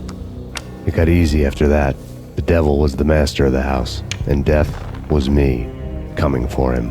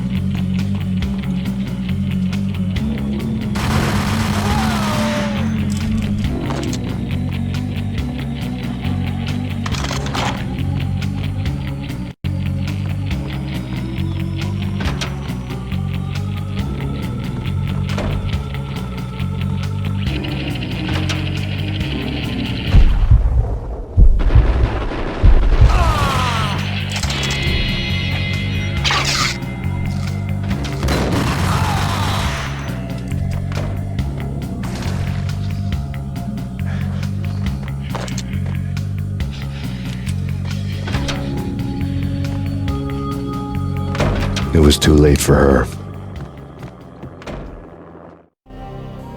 You're a real angel, Max. I couldn't tell whether it was Mona or her sister. The body was a mess. The sick bastard had really gotten a kick out of it. Seeing her lying there got me thinking about another woman's body on another bed. Got me thinking about a fallen cradle.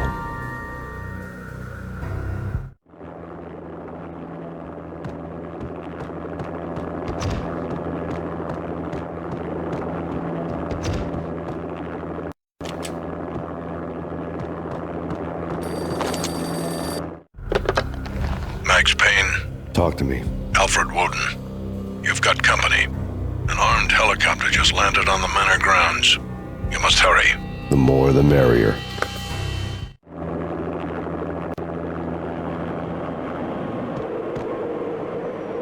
End of the road, Payne. Vince Mugnano.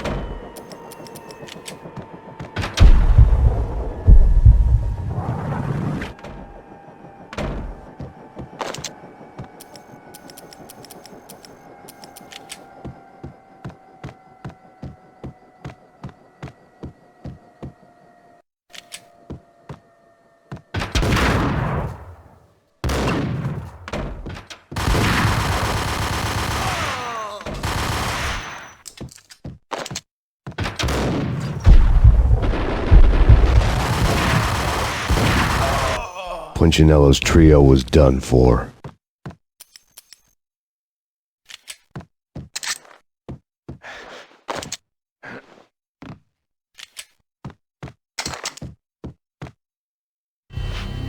Outside my door.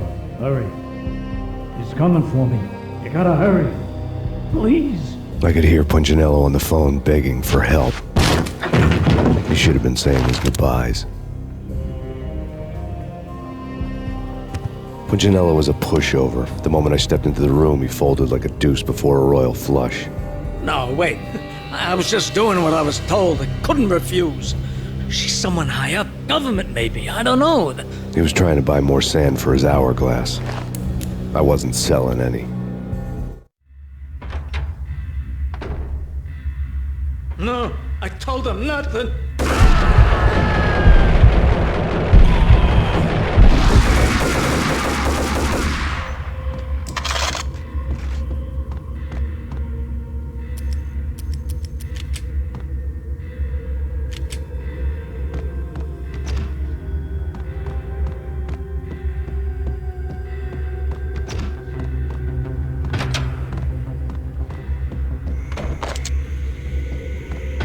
Drop it. Don't move. Game over, Max Payne. I could tell when I was outgunned. It was time to take another beating. The mystery witch was a real barracuda. Trouble on dagger heels, a smoking assault rifle in her hand, and an army of killer suits behind her. How sweet. I get to kill two birds with one stone. Sooner or later, it was going to catch up with you. Mr. Payne, it's time to show you the benefits of my brew. Be a good boy now. You'd find that Lady Luck was really a hooker. You were fresh out of cash.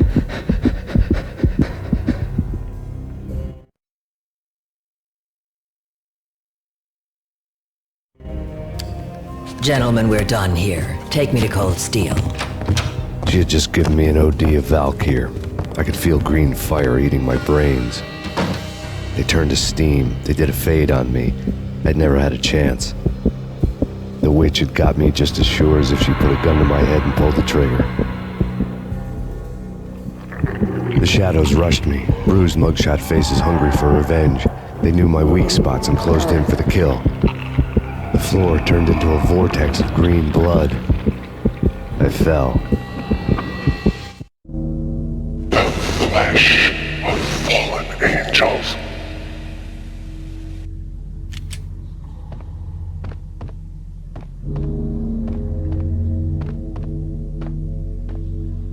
Who's there? Max? Max, is that you? Max? Where are you, Max? Please.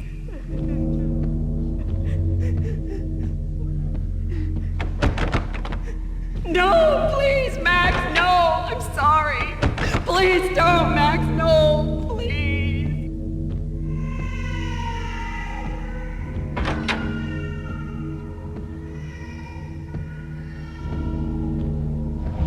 Max? Where are you, Max? Please. The weird piece of paper looked dangerous. Don't lose it. It's Valkyr. The drug. Snap out of it. Try to remember. It was a bad line in a prank call, someone spouting insane babble. I couldn't make sense of it.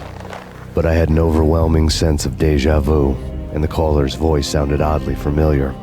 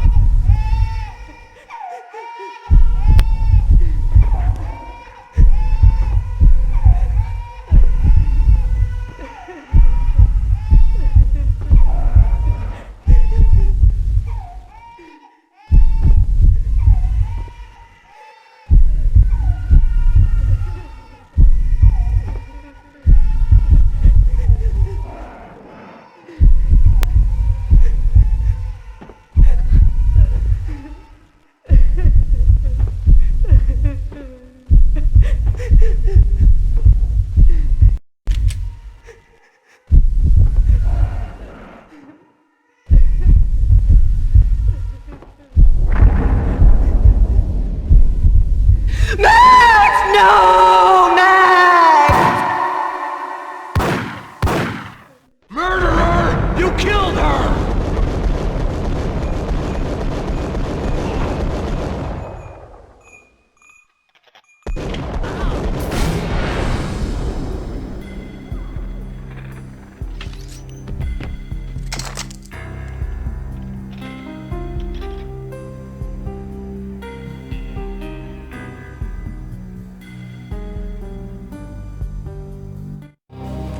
Max, something happened at the office today. A strange memo. Something about Vikings. Honey, I gotta run. You can tell me all about it this evening. Have a nice day, darling. The bullet holes were rubies on her chest, blood glowing on her ivory skin. She was so beautiful. The killer was smiling. The flesh of fallen angels. Slowly, the green nightmare faded, leaving dark stains on my soul that would never come off. I felt like flatlining. I was all shook up. I woke up in a cold sweat, sick and tired to the bone, lying in a puddle of my own puke. The hag had said take me to Cold Steel before it had all gone crazy. It was a clue, the only one I had. It took me forever to crawl back to my feet and hit the road, but when I did, I drove straight to Cold Steel Foundry outside the city. There was a whole lot of action around the place for a freezing winter night. Trucks coming and going, men running. I had the drop on the mystery witch. She thought I was dead. I was on her blind side. I was going in.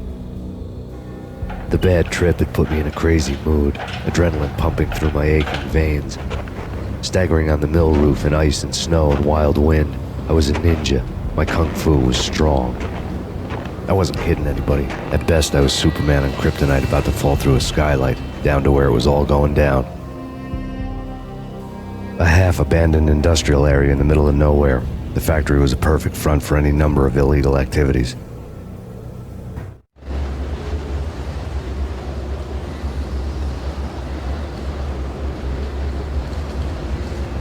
In the belly of the plant, molten metal boiled and bubbled like a witch's brew.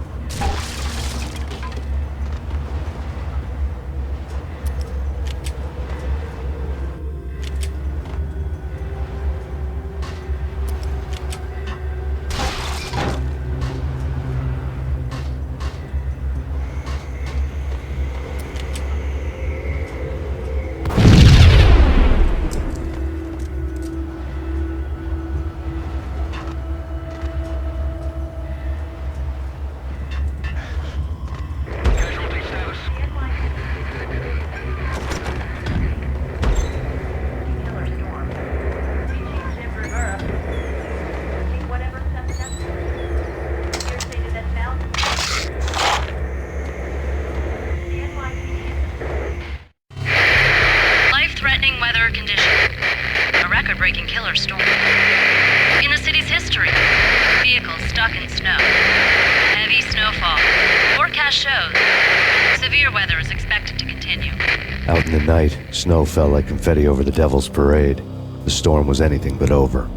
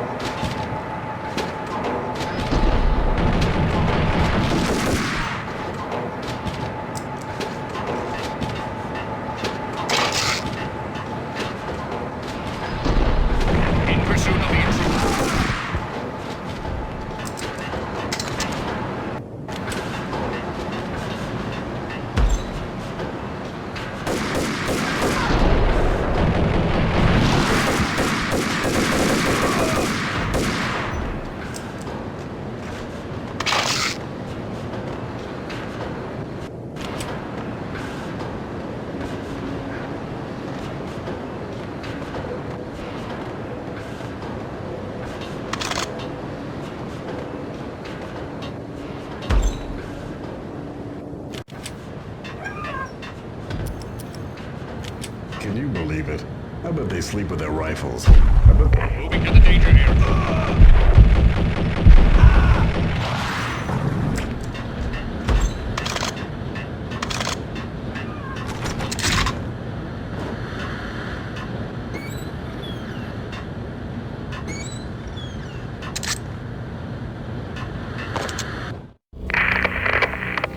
Breached. The facility has been compromised. Repeat, the Deep Six has been compromised.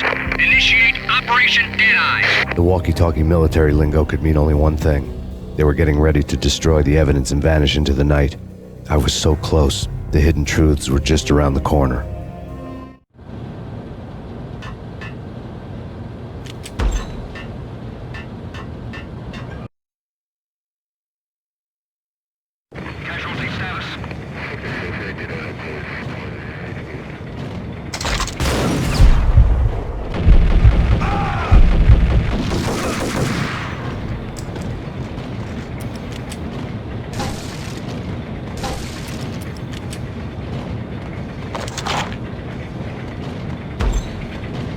The folder on the table told a grim tale. The mercenaries were running a tight operation, paperwork and all. Merchandise missing again. A chemist had tried to smuggle it out for his own private party.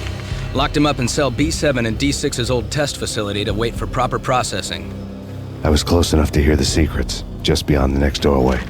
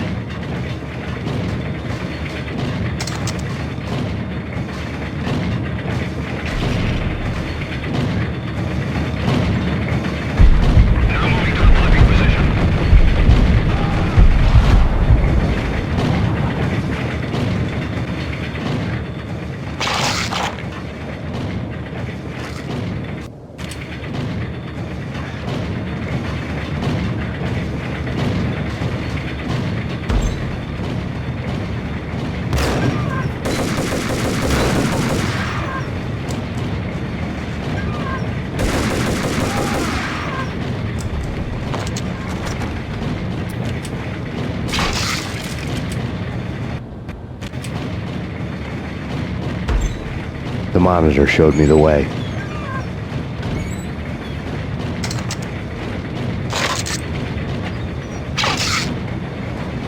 Processing diagrams filled the control room screens, all but one.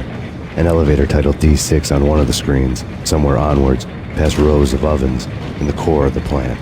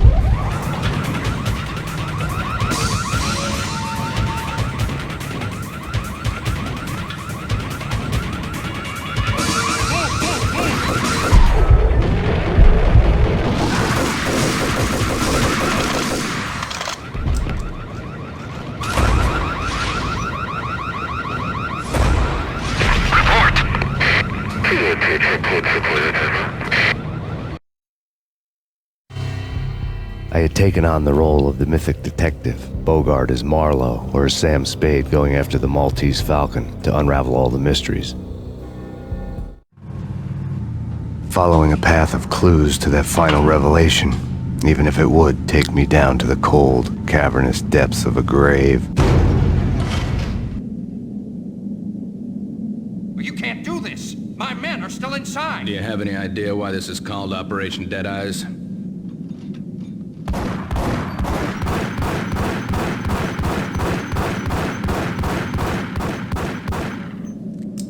I think he's dead already. Let's do it.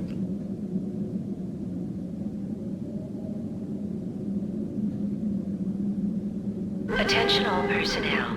The self-destruction sequence has been initiated.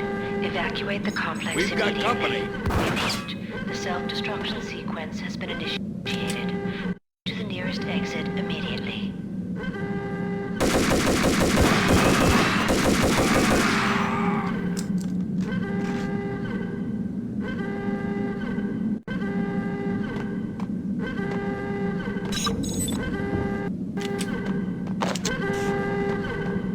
I had seen the logo on the floor before.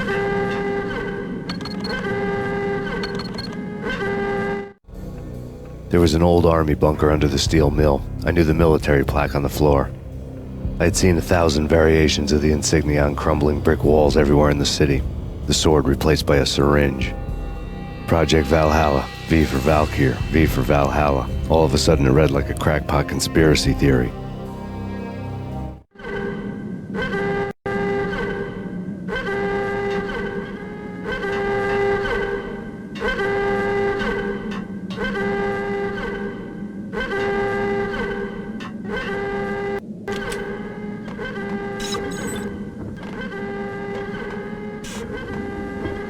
Abort! The self-destruction sequence has been initiated!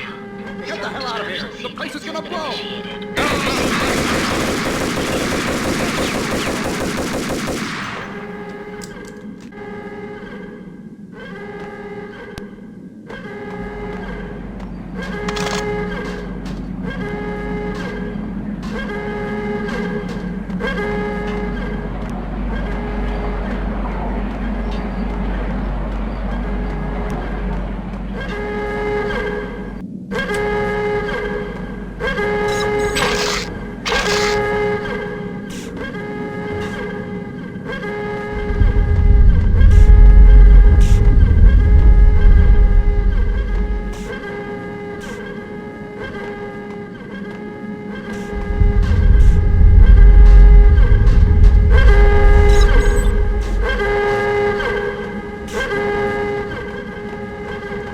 Attention all personnel.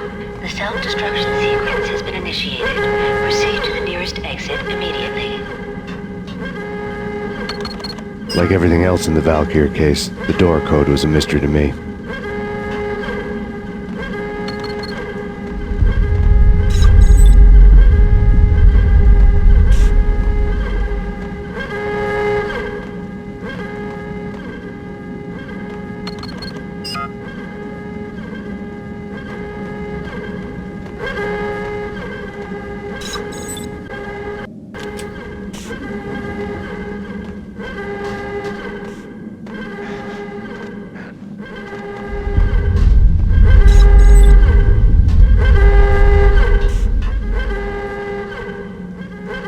Decontamination in progress. The chemist had been using the workstation when he died. The half-life of the lab rat had ended online, his password blinking on the screen. 665, neighbor of the beast. Proceed to the nearest exit immediately.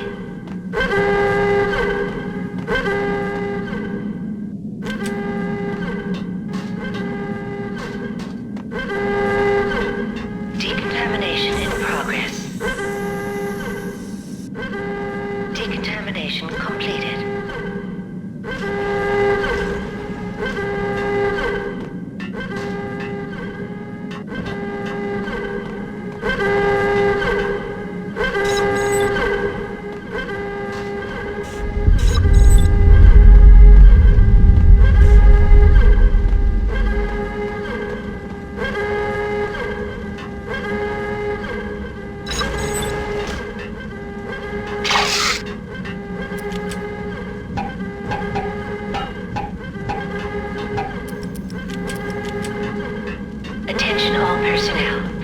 self-destruction sequence has been initiated. Proceed to the nearest exit immediately.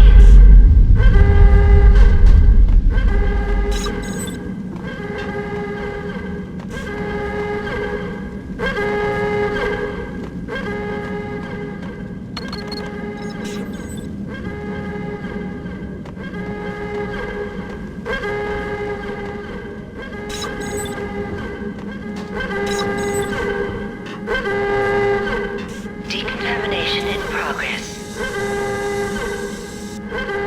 Decontamination completed.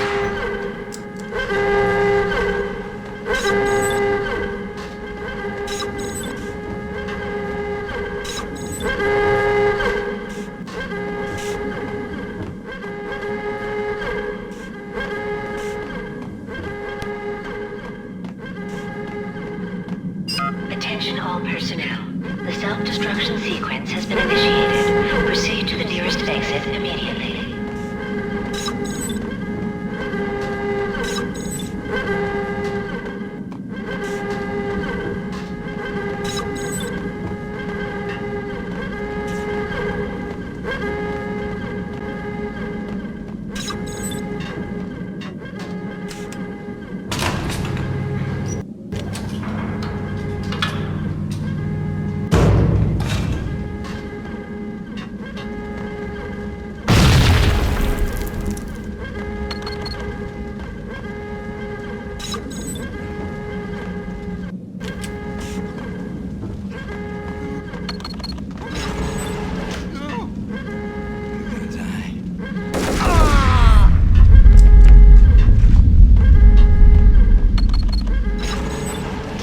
Attention all personnel. The self-destruction sequence has been initiated. Proceed to the nearest exit immediately.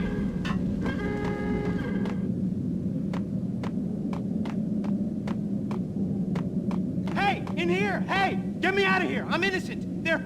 Let me out!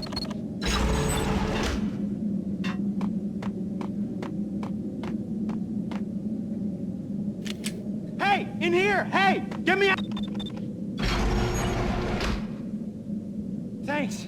I thought I was gonna die in there for sure. I need you to get me through the decontamination chamber airlock. You're crazy! No way! The place is blowing up, for Christ's sakes! Either that or back to the cell. Your choice. Okay, I'll do it. I'll do it.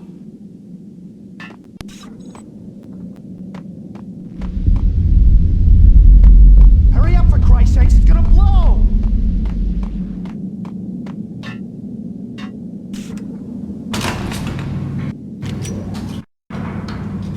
Attention all personnel. The self-destruction sequence has been initiated.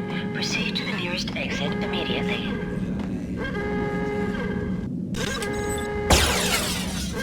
We're dead! We're dead!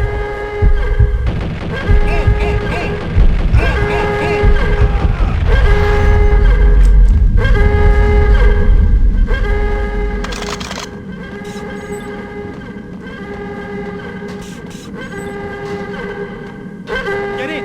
I'll punch you through! After this, you can go. You're a free man.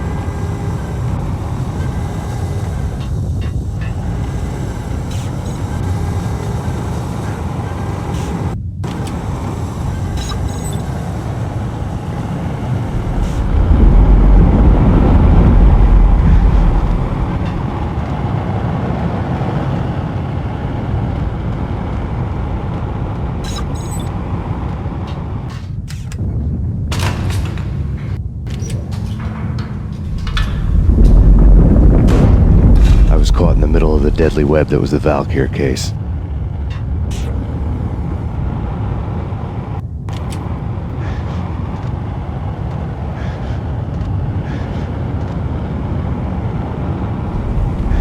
One of the lab terminals had the project logo on the screen.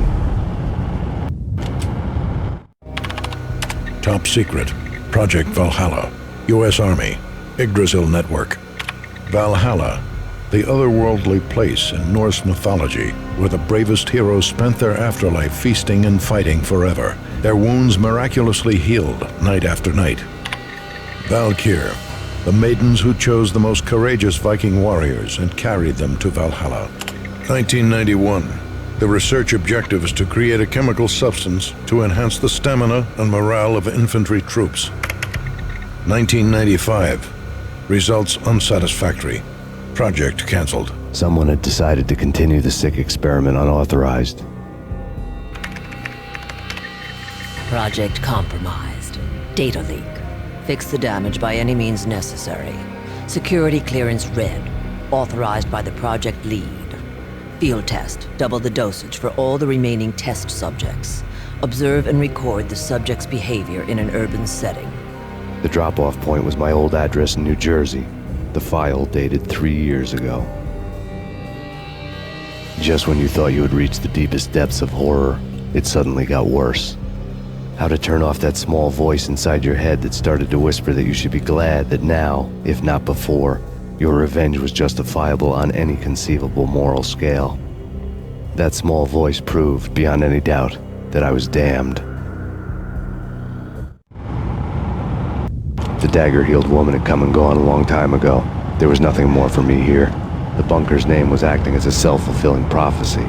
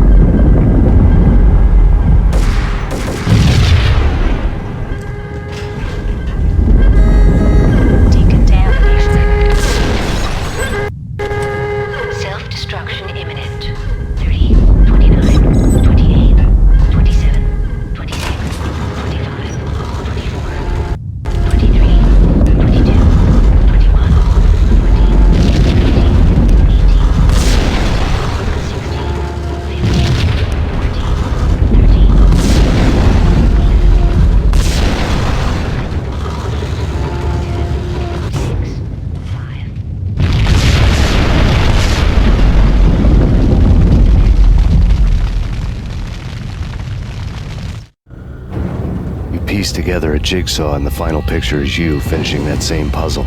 A mad, green-eyed killer standing behind you. An urban legend come true. The Project Valhalla test subjects had been the mad junkies who had murdered my loved ones. The rest was simple body count math. It all pointed to her. Ms. Valkyr. The factory went up in a fiery inferno behind me. All my leads were dead, turned to smoke and dust. I'd lost my way. I hadn't slept in a million years.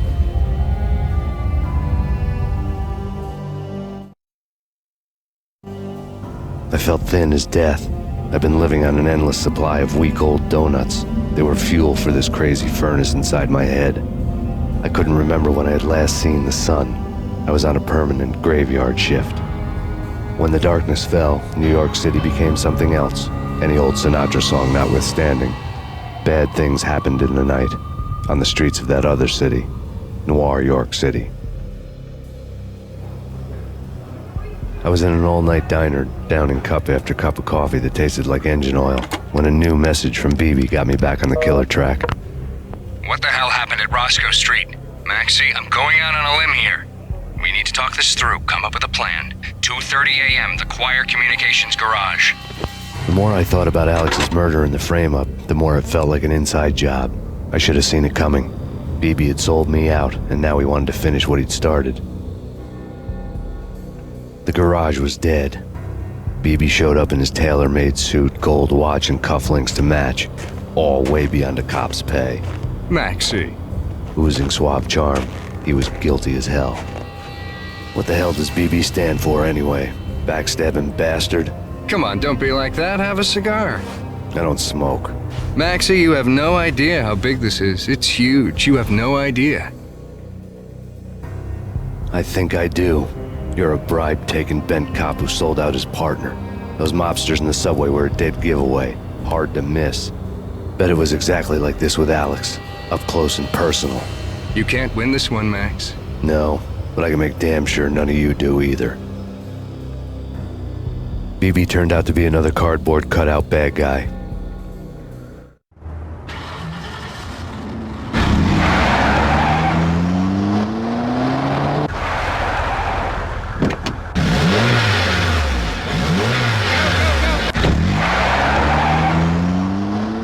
A bad cop on the take. A cowardly right-hand man fleeing from the scene, leaving his paid thugs to do his dirty work.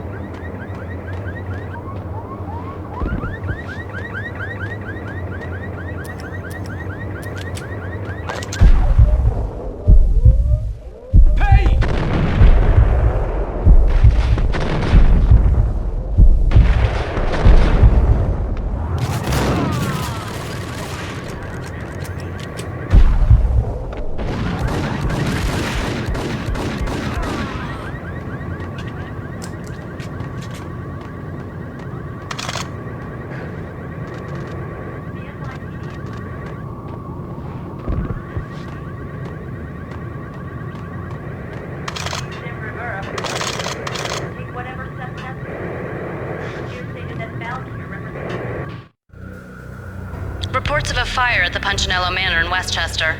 The manor is the home of Angelo Punchinello, the alleged head of the Punchinello crime family. The police are now saying, contrary to their earlier statements, that Max Payne is still alive and at large.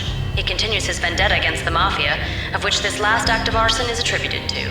I had no recollection of setting any fires, but I did remember the flames.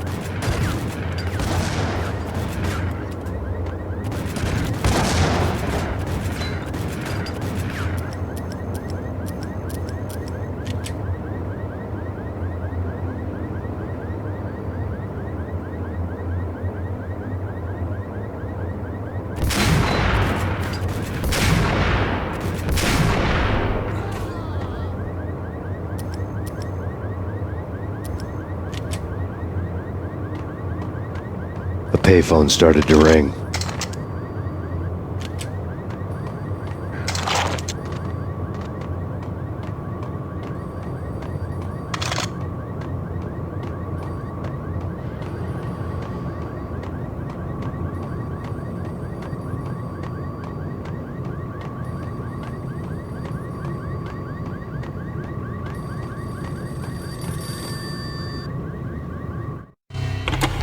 Yeah. Max Payne? Whatever does it for you. This is Alfred Woden. I can give you the name of your enemy. Come to the Asgard building presently. We are expecting you.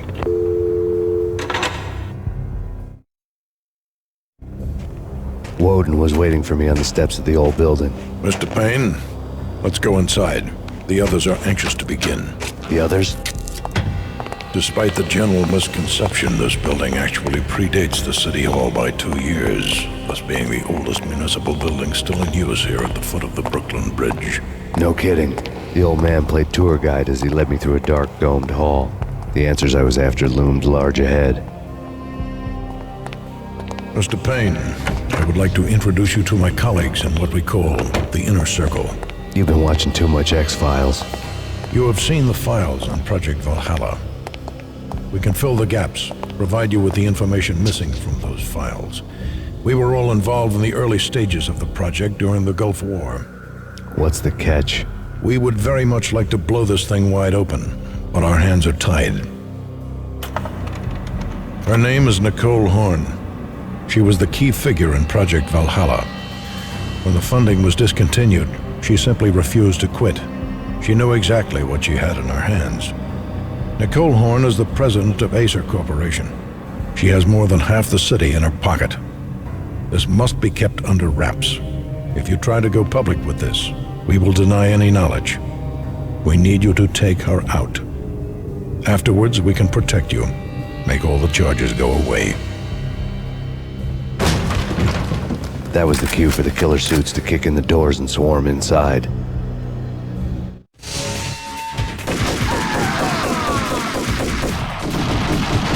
It was an impressive floor show, but I decided to leave early anyway. It was only a one-story fall. Lucky me.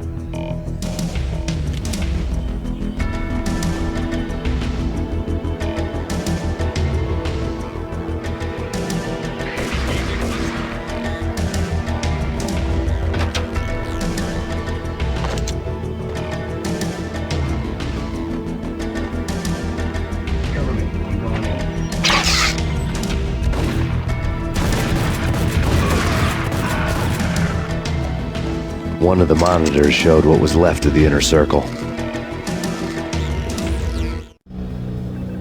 On screen, the so-called corpse of Alfred Woden stood up, miraculously waking from his dirt nap, looking smug among his dead pals. In the land of the blind, the one-eyed man is king. I didn't know how he'd pulled it off, but it was a pretty slick way to get out of all his promises. Most of what he had said fit too well to be a load of crap.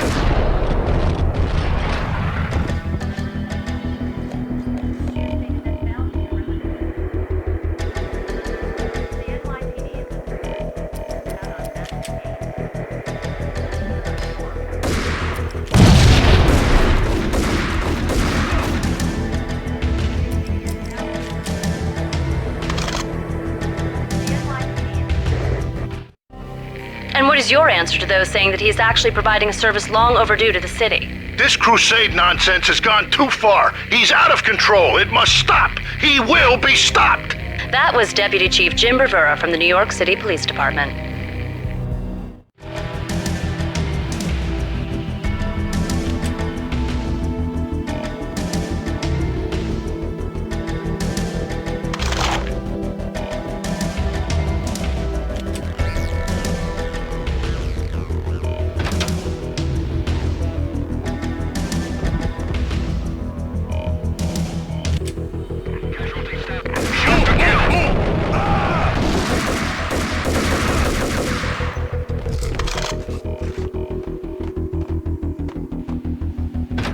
A videotape lay on the desk.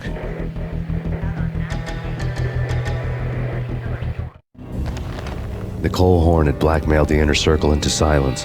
The tape came with a curt extortion note on a piece of expensive paper. I remembered Candy Dawn taping her clients in action on the side, selling the tapes to the highest bidder. I was sure that kinky sex was nowhere near Alfred Woden's worst sin. But I had a feeling that when this was over, any collateral would come in handy.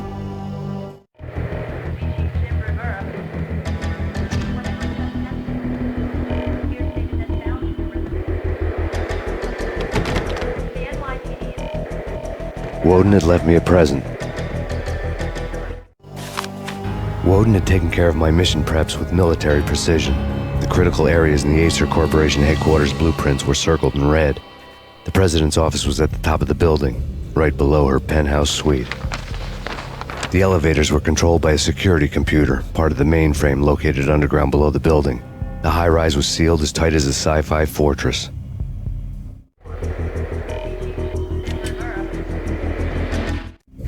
Nothing seems to stop Acer Corporation's phenomenal victory march. Incredibly, the stocks are still rocketing. Worried experts already see a danger in the company's success. Some have gone as far as to say that Acer Corporation is about to become an even bigger monopoly than Microsoft ever was.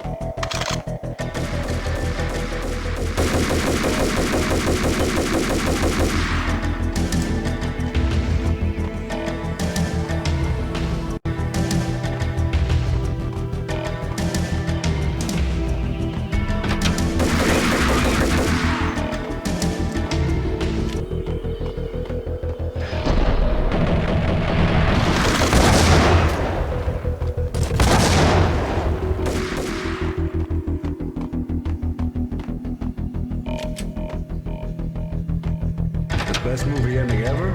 Gotta be Butch Cassidy and the Sundance.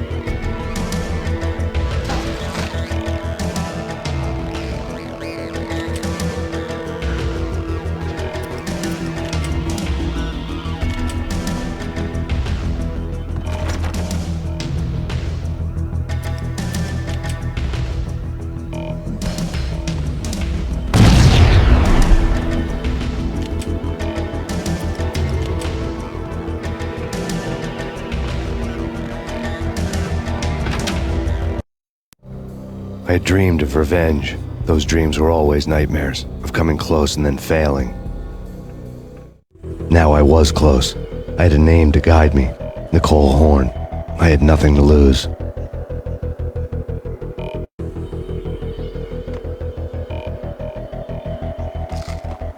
The Inner Circle had quite a track record.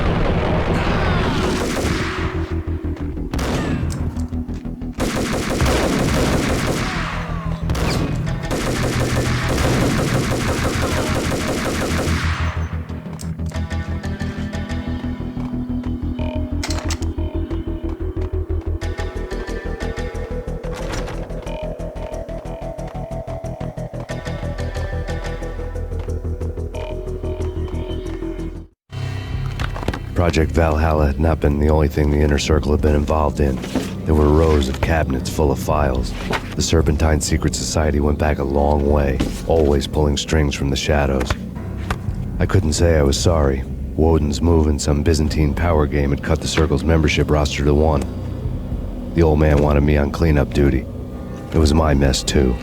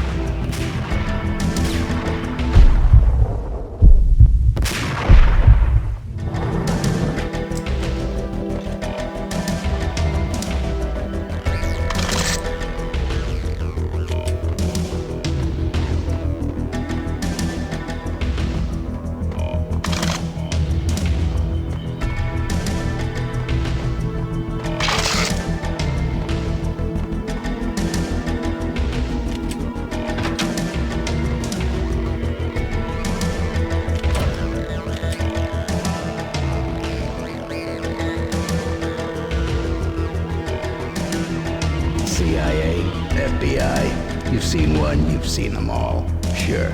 Good for a practice run. Target locate.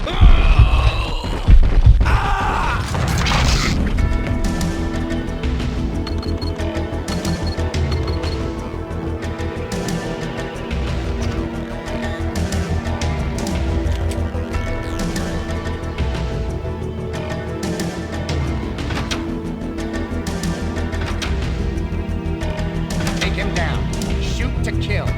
Let's finish this.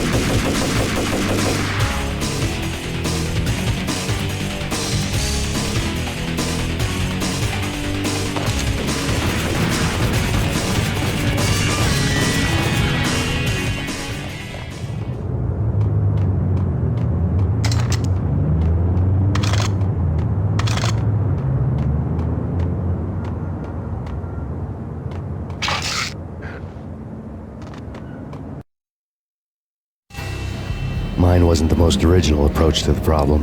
It wasn't as if it hadn't all been done before. An eye for an eye, the first principle of revenge. Old as dirt, still going strong. The cardinal rule in going after someone with an intention to kill was not to make it personal, which it almost always ended up being anyway. It did with me. I took my time, cruising around the city in the snow. There was no hurry. I knew what I had to do now. I took my time, thinking about it, building up the rage. When I was ready, I parked the stolen wheels at the front entrance of the Acer Corporation headquarters. Got out, got in, got cracking. I had a bullet with Nicole Horn's name on it. I had 10,000 bullets with the Hag's name on them. She had ultra-high-tech security systems, enough mercenaries and weaponry to start World War III. There was no fear. New York disappeared behind a veil of snow. I had crossed the threshold. This was her domain, sleek and sexy and soulless, all glass and steel. A place of color-coded security keycards, metal detectors, and surveillance systems.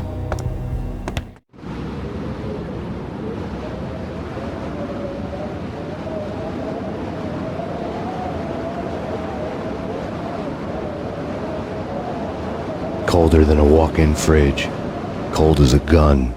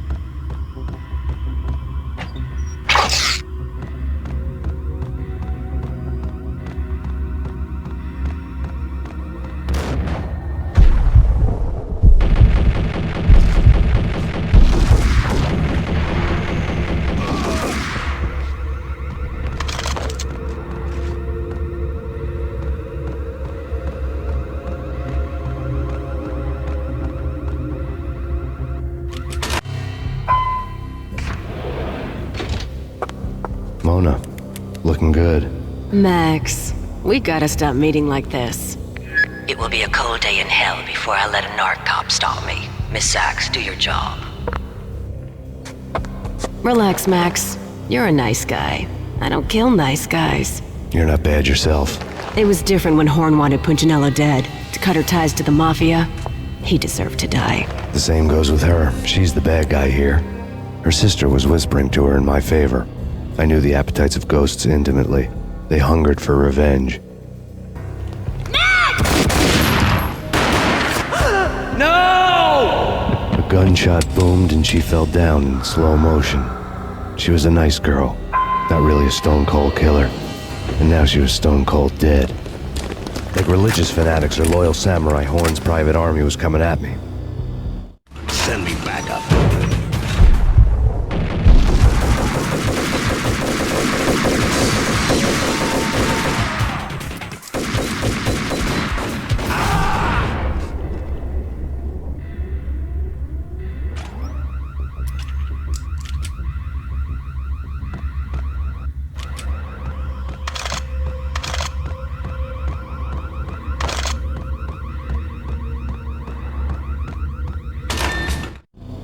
When the elevator came back down, Mona was gone. There was a lot of blood, but no body. Something clicked for the final time. My mind had never been so clear, as if somewhere high above the storm clouds were already gone, cold stars blazing from the black skies. In all the cool action movies, and I'm talking about the coolest of the cool, it always seems like time...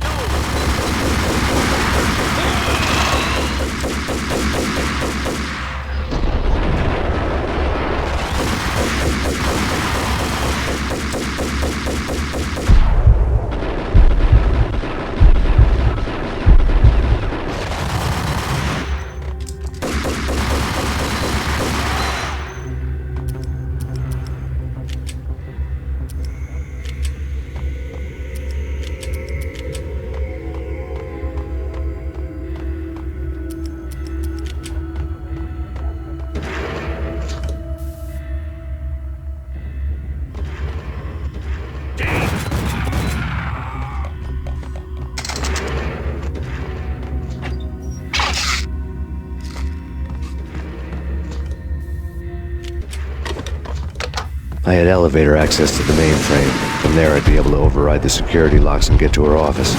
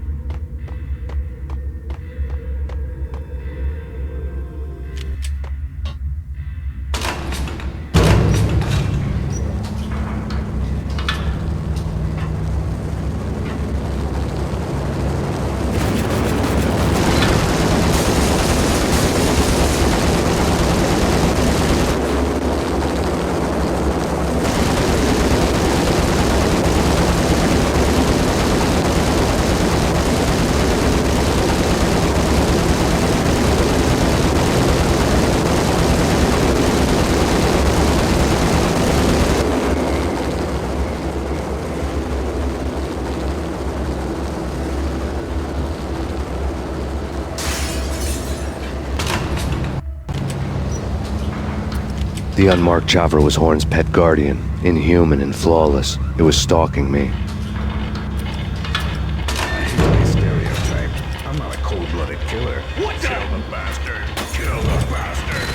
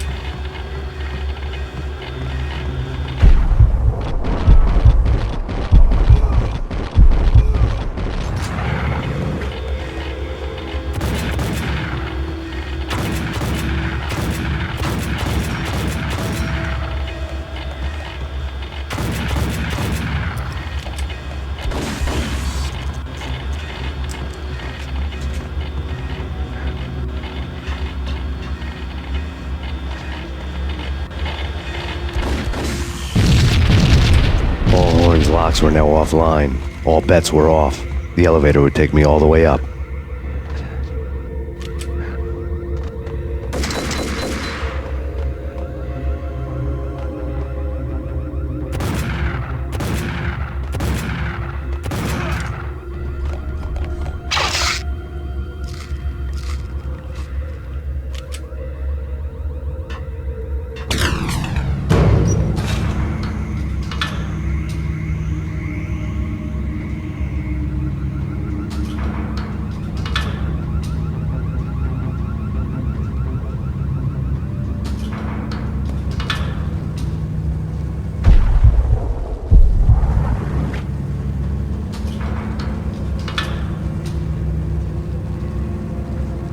Seen from this height, the night seemed to stretch on to eternity.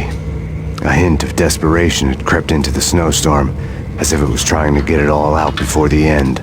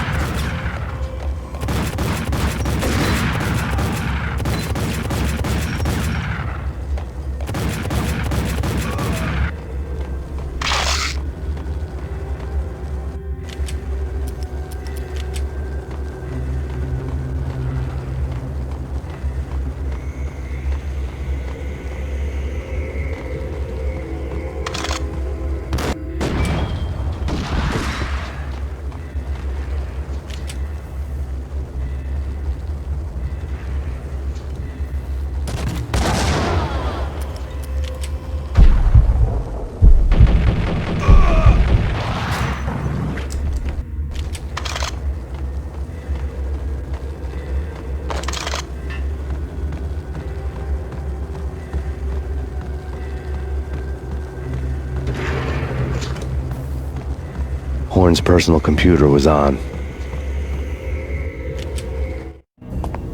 Next to the printer was a neat stack of expensive paper. Hacking through Horn's computer would have unearthed files of criminal plans, strategies for world domination, spy helicopter reports, illegal wiretap recordings, internet porno, all of the above. Take your pick. I really didn't care anymore. I had seen too much of it already.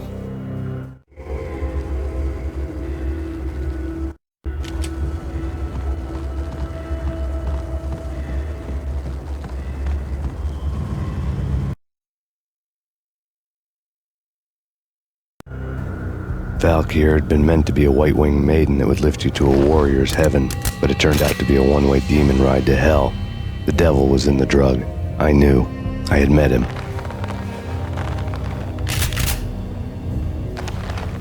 And now I was gonna kill her, the queen of the underworld who had tried to lift herself a bit closer to heaven with her drug money. No begging, no bribes. She knew better. Honor among killers. We who were about to die. Both of us knew how this would end, in pain and suffering. All this because your wife stuck her nose into things that were none of her business. The cops were coming to take me away. The sirens were like a bad conscience I couldn't shake. It's ridiculous you've made it this far. You won't be alive when they get here. Stop him!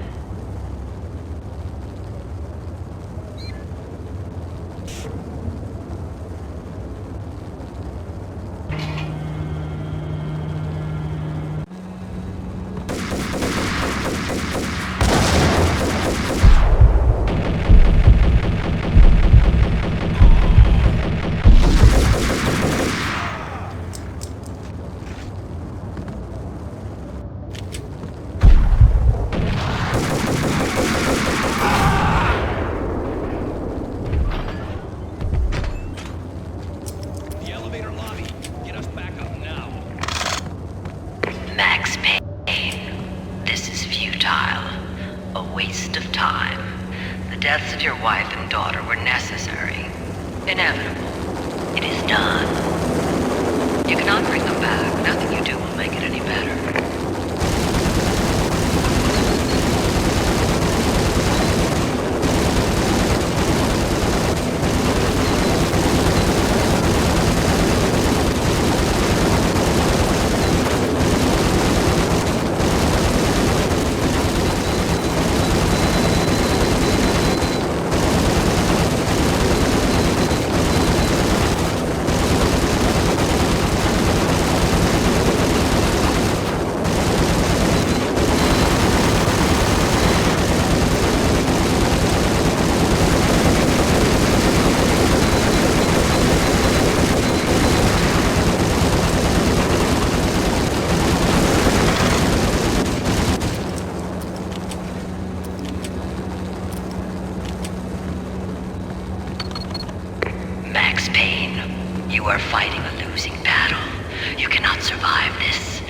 die.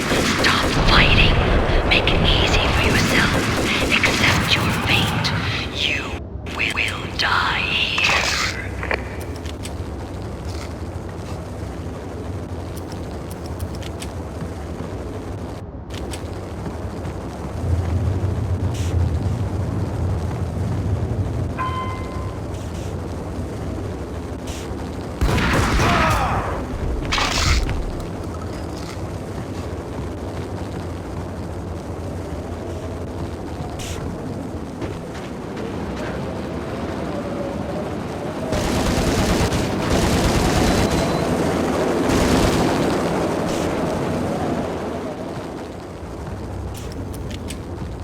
Max Payne, face it. You are up against an unbeatable force. You have already lost. You have lost. Only death will set you free from your pain. Accept it. Surrender. Give up.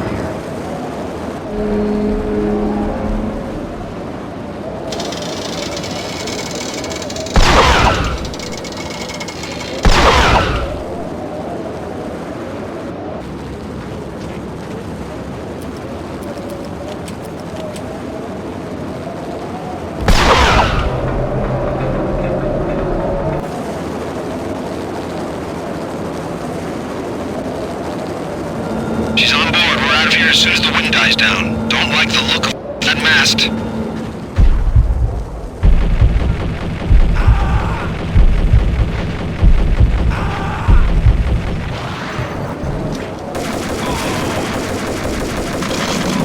Lift off in 1 minute. Lift off in 45 seconds.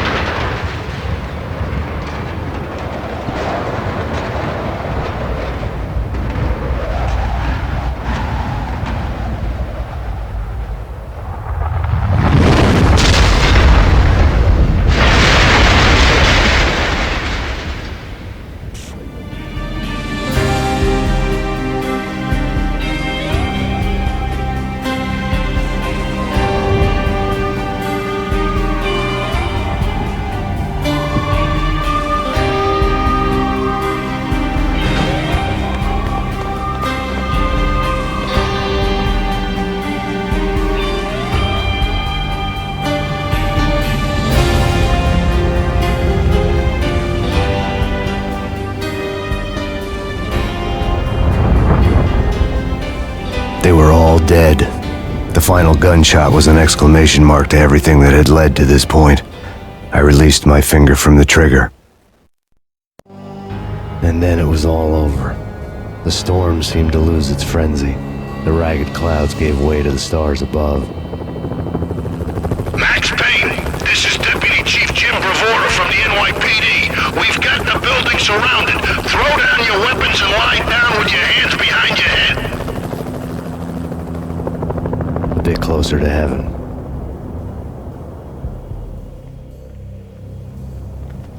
The cops' voices were distant and muted. Freeze! NYPD! Hold it right there! My ghosts released me from their haunting. Down below, New York City glittered like diamonds on black velvet. You gave us one hell of a ride. Take him down to Central Booking. You heard the man. Woden was there in the crowd, standing by the sidelines. It wouldn't be over till the man with the patch would say so. He'd say the right words. I knew he would. He'd better. Woden grinned smugly. It was the grin of a winner. That made two of us.